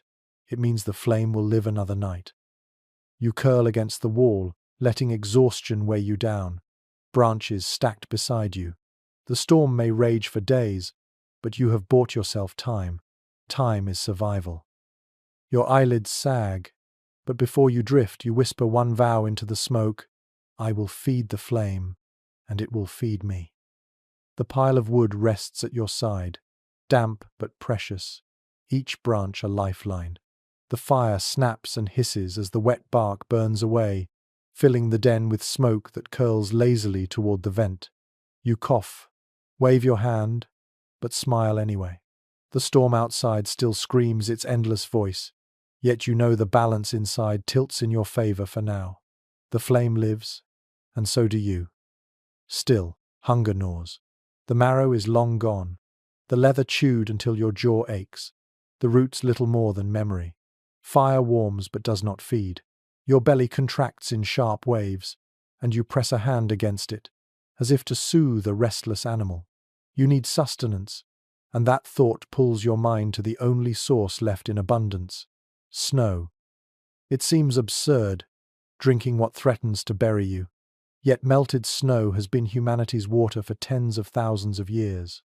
Archaeologists uncover fire-blackened stones and vessels that held nothing more glamorous than melted flakes. The evidence reminds us that water, too, is survival often overlooked, yet more vital than food in the short term. Tonight, it is your answer. You set a stone vessel near the fire, scooping handfuls of snow into it. The flakes hiss as they collapse, shrinking into a shallow pool. You watch closely, adding more, stirring with a stick until the water steams faintly. The smell is faintly metallic, tinged with ash. You sip anyway. It burns warm in your throat, filling your belly with heat if not substance. There is a curious note from later traditions. Some believed snow carried memory of the sky, and to drink it too quickly was to invite storms into your body. People would melt it slowly, whispering to it as it turned to water. You murmur softly now, a half smile on your lips. Melt gently, melt kindly. The act calms you, makes the simple drink feel sacred. But scholars remain uncertain about how Ice Age people purified water. Did they boil it always, or drink snow straight from drifts? Evidence points both ways. Yet the risks of raw snow lowering body temperature, filling the belly with cold, are clear. You know instinctively that warmth is the only safe path. Tonight, the small pool of steaming water feels like triumph. You sip again, slower this time. The warmth spreads outward, dulling hunger briefly, steadying your heart. You drink deeply, then fill the vessel again. Water is not food, but it is fullness, a temporary comfort. You whisper thanks into the steam, imagining your words carried back to the sky. The fire crackles brighter, drying the damp wood you stacked nearby. Shadows stretch across the walls, twisting in patterns that almost look like flowing rivers. You smile faintly at the thought. Perhaps your ancestors once stared at the same shapes, seeing water in flame, storm in smoke. Survival was not only practical, it was art born of necessity. Your thoughts drift to rivers themselves, frozen now beneath ice. Archaeologists know Ice Age bands camped often near streams, where fish could be trapped, water scooped, reeds gathered. Some camps reveal layers of fish bones charred black, evidence that nets or traps supplied meals in leaner times. You ache at the thought of such abundance. To have a fish sizzling over your fire now would feel like a gift from the gods. An odd tidbit surfaces. In certain folk tales, fish were said to carry messages from beneath the ice, and eating them was thought to pass on hidden knowledge. You chuckle softly, whispering, "Send me wisdom with your scales." The dream of such a meal is almost enough to quiet hunger. The storm outside claws again, snow pressing harder against the roof. You glance upward, uneasy, but your braces hold. Water drips down the grooves you carved, sliding harmlessly to the tunnel. You nod in satisfaction. Each task done earlier continues to guard you now. Survival is work that pays itself in echoes. Still, unease lingers. Your belly is hollow, your limbs weak. You know water alone cannot sustain you. Tomorrow, or whatever time follows this endless night, you must find food. Roots buried in snow, scraps of frozen berries, even bark chewed for sap. Archaeological records show all these were used. Nothing was wasted. nothing ignored. To live in storms meant to eat the world itself, one scrap at a time. You sip again, filling your belly with warmth. For now, it must be enough. The fire glows steady, the storm rages, but you have water, you have flame, you have will. You lie back on your bedding, pendant warm against your chest, vessel steaming nearby. The storm may take days to pass, but tonight you whisper one quiet vow. Snow becomes water, water becomes life, and I remain. The steam rising from your vessel swirls in lazy curls, fading into the dim smoke that lingers near the roof. You watch it as though it is a spirit, rising, escaping, whispering of things beyond your shelter. Your belly is filled only with water, but the heat steadies you. Each sip feels like defiance, a small fire inside your chest. Yet the storm rages still, and you know warmth and water are not enough. Strength drains, slowly, invisibly, until hands falter, eyes close, and survival slips away. Your gaze drifts to the pile of bones beside the hearth, cracked from earlier meals, hollowed for marrow. They seem useless now, but your mind recalls something. Bones themselves can burn. Archaeologists have found blackened fragments in ancient hearths, proof that in desperate times, when no wood remained, people fed their fires with the very remains of their hunts. Fat clinging to the bone fueled the flame, thin but sufficient. You pick one up, weighing it, imagining its transformation from meal to fuel. Even in death, the animal gives again. Curiously, some later nomadic traditions treated burning bones as taboo, believing it angered the spirits of the hunt. Others believed the opposite, that flame released the animal's essence, carrying gratitude skyward. You stare into the fire, the bone heavy in your hand, and murmur softly, "If you held spirit, let it rise with smoke." Then you place it onto the coals. It crackles, hisses, and then, slowly, it burns. Still, scholars disagree. Were these burned bones deliberate fuel, or merely waste thrown into the flames? The evidence is mixed, but the truth for you is clear. Tonight, necessity demands it. The smell is sharp, oily, bitter, filling your den with acrid tang. You cough, eyes stinging, but you smile too. The fire brightens. You live another hour. The hides overhead quiver as the blizzard strikes harder. Snow presses against the roof, heavy enough to groan through the branches. You tense, listening for collapse, but the supports you wedged earlier hold firm. Melt drips steadily down the grooves, trickling toward the tunnel. You run your finger through the water, tasting its cold, earthy bite. The shelter is fragile, yes, but it endures. You shift closer to the fire, clutching your pendant. Its spiral presses into your chest again, warm from your skin. You trace it with your thumb, letting memory soothe you. Perhaps it once belonged to another survivor who sat in a den like this, whispering thanks to bonfires and melted snow. Perhaps you carry their spirit with you. The thought comforts, even as hunger claws sharper. Your mind drifts to stories of ancestors, the ones painted on cave walls, faces smeared with ochre, hands outlined in red. Archaeologists know these images well, but their meaning is debated. Were they prayers for a hunt, records of survival, or simply marks of presence? We were here, and we endured. You glance at the scratches you made earlier on your hide wall and think, yes, perhaps it is enough to mark existence. An odd tidbit surfaces from centuries later. Some travelers in frozen lands etched lines into snowdrifts to measure days of storm.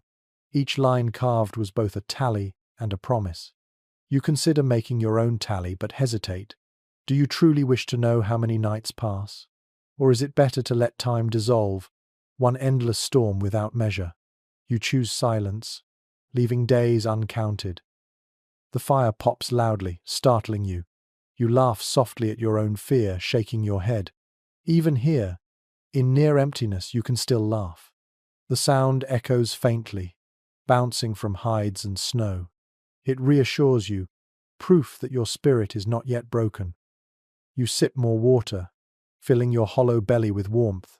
Hunger still gnaws, but the fire and the pendant, the mats and grooves, the burning bones they layer together like shields.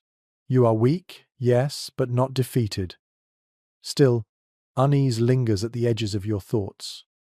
Outside, wolves may prowl, or the storm itself may collapse your roof. Inside, smoke may thicken, or fire may falter. Survival is never secure. Yet you remind yourself of what you've already done. You built walls of snow. You covered them with hides. You coaxed fire from flint. You melted snow to drink. You burned bones for flame. Each act says the same thing. You endure. You lean back against the hide wall, whispering softly, "I am more than hunger. I am more than storm." The words sound bold, but they ease your chest, steady your breath. Perhaps this is why your ancestors spoke to walls, to fires, to stones. The sound of one's own voice pushes back the silence of death. Your eyelids sag, exhaustion tugging heavier.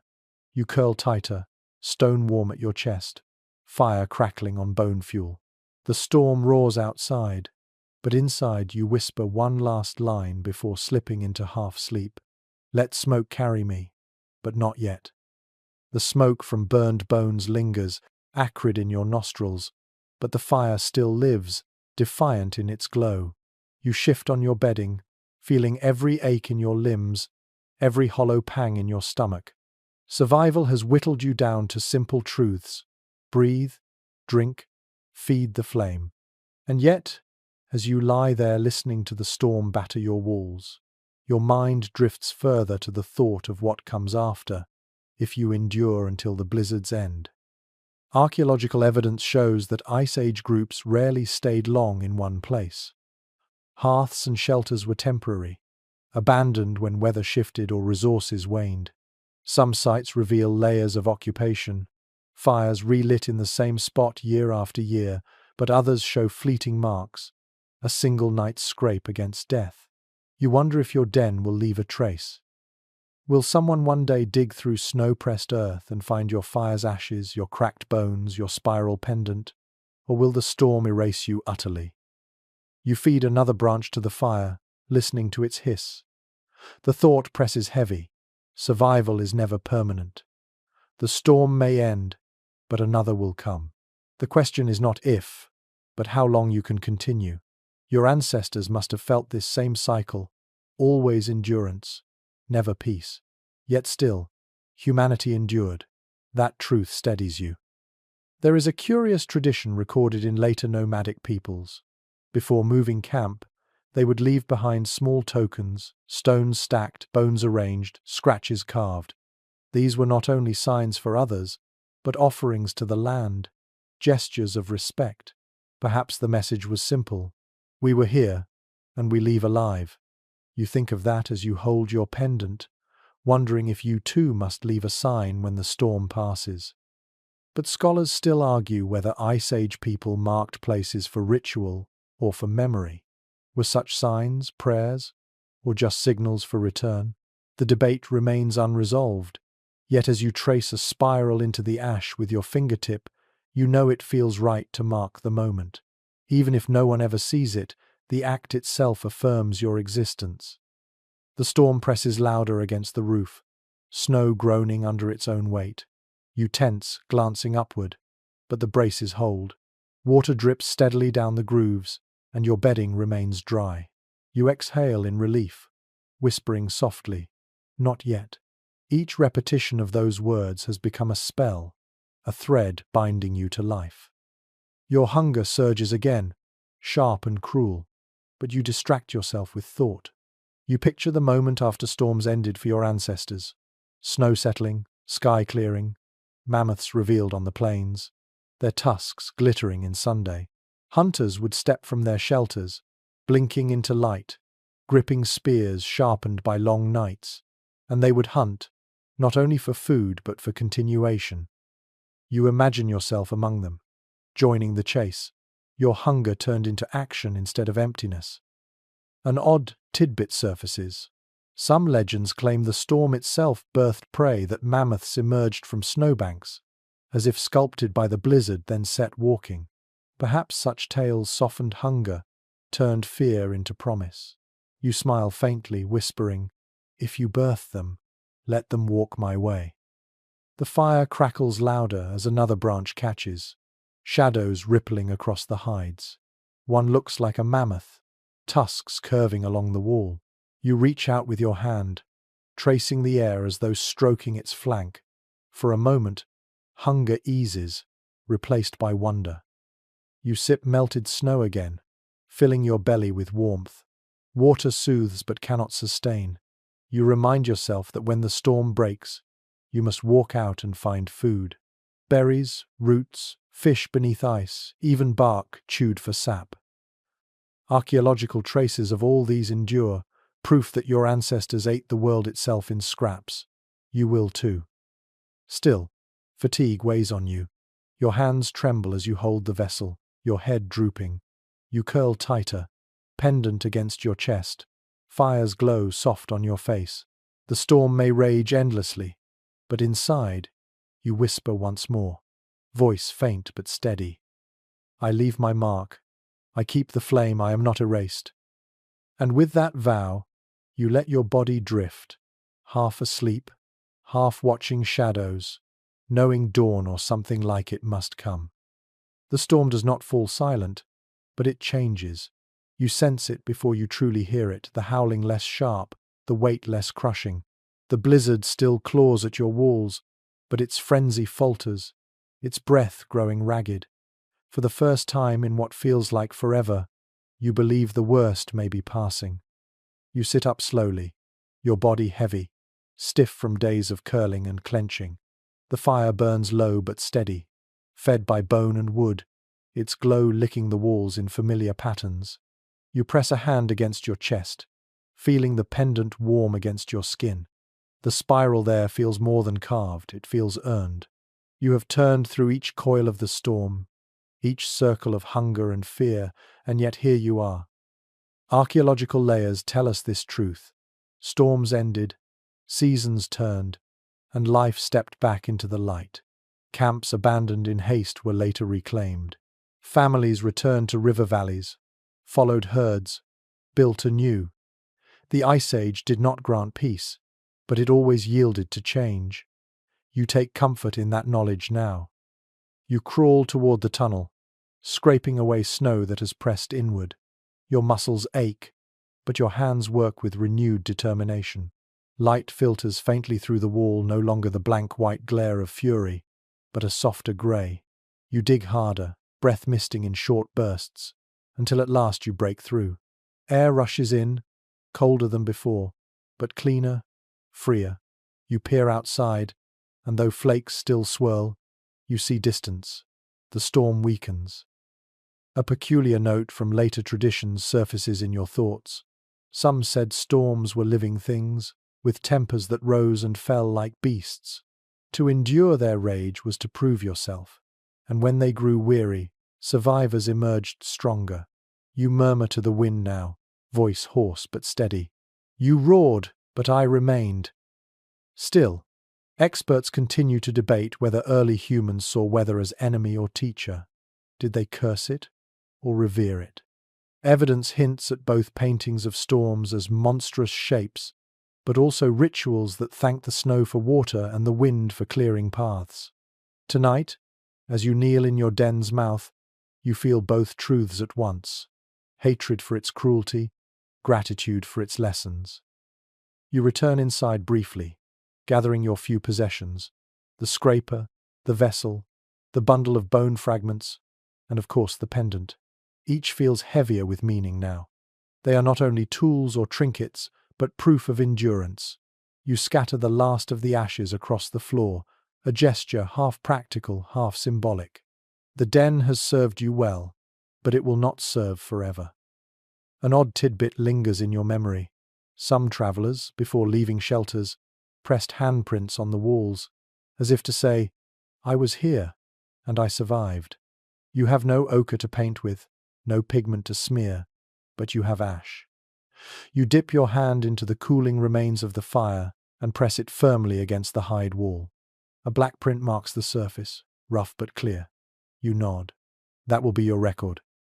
The fire sputters its last as you prepare to step out. You warm one stone, clutching it against your belly, and wrap the furs tightly. The storm still lingers, but it no longer terrifies. Beyond these walls lies cold, hunger, perhaps wolves, but also sky, and the promise of food, and the chance to walk forward instead of crouching in fear. You crawl through the tunnel once more, emerging into grey daylight. The wind still bites, but it no longer shrieks. Snow stretches in waves across the land, deep but gleaming. Clouds tear above, revealing faint light that feels almost like dawn. You lift your face, eyes stinging from brightness, and smile. You survived the blizzard. You stand, legs trembling, and look back at the mound of snow that hides your den. From outside, it seems like nothing, just another drift, indistinguishable from countless others. Yet within it you fought, endured, learned. It was both tomb and womb, a place that nearly killed you yet birthed you into survival again. You whisper to it softly, "Thank you." Your stomach growls loud, demanding. The spiral pendant warms against your chest, a reminder that survival is not yet won. Food must be found, steps must be taken. But this truth no longer frightens you. The storm tested you, and you remain. You begin walking, leaving deep tracks in the snow, each step heavy but certain. The land is silent except for the faint whistle of fading wind. You pause once, looking back at your prints, your mark upon a blank world. They may fill soon, erased by drifting snow, but for now they are proof that you walked out, alive. And so you continue, fire in your chest, spiral against your skin, hunger in your belly, and will in your heart. The Ice Age world still waits to test you, but you step into it with head high. And now, dear listener, your journey through storm and shelter begins to fade. You have trudged through snow, crouched beneath hides, coaxed sparks into flame, and whispered defiance against the storm's endless roar. You have felt hunger, gnaw, smoke, choke, wolves circle, and yet always you endured. As the tale closes, soften your breath. Let your shoulders release their tension, and imagine yourself stepping out from that snow den into quiet air. The blizzard has passed. The sky, though still grey, breaks with light. Each flake drifting downward now feels gentler, softer, like feathers instead of knives.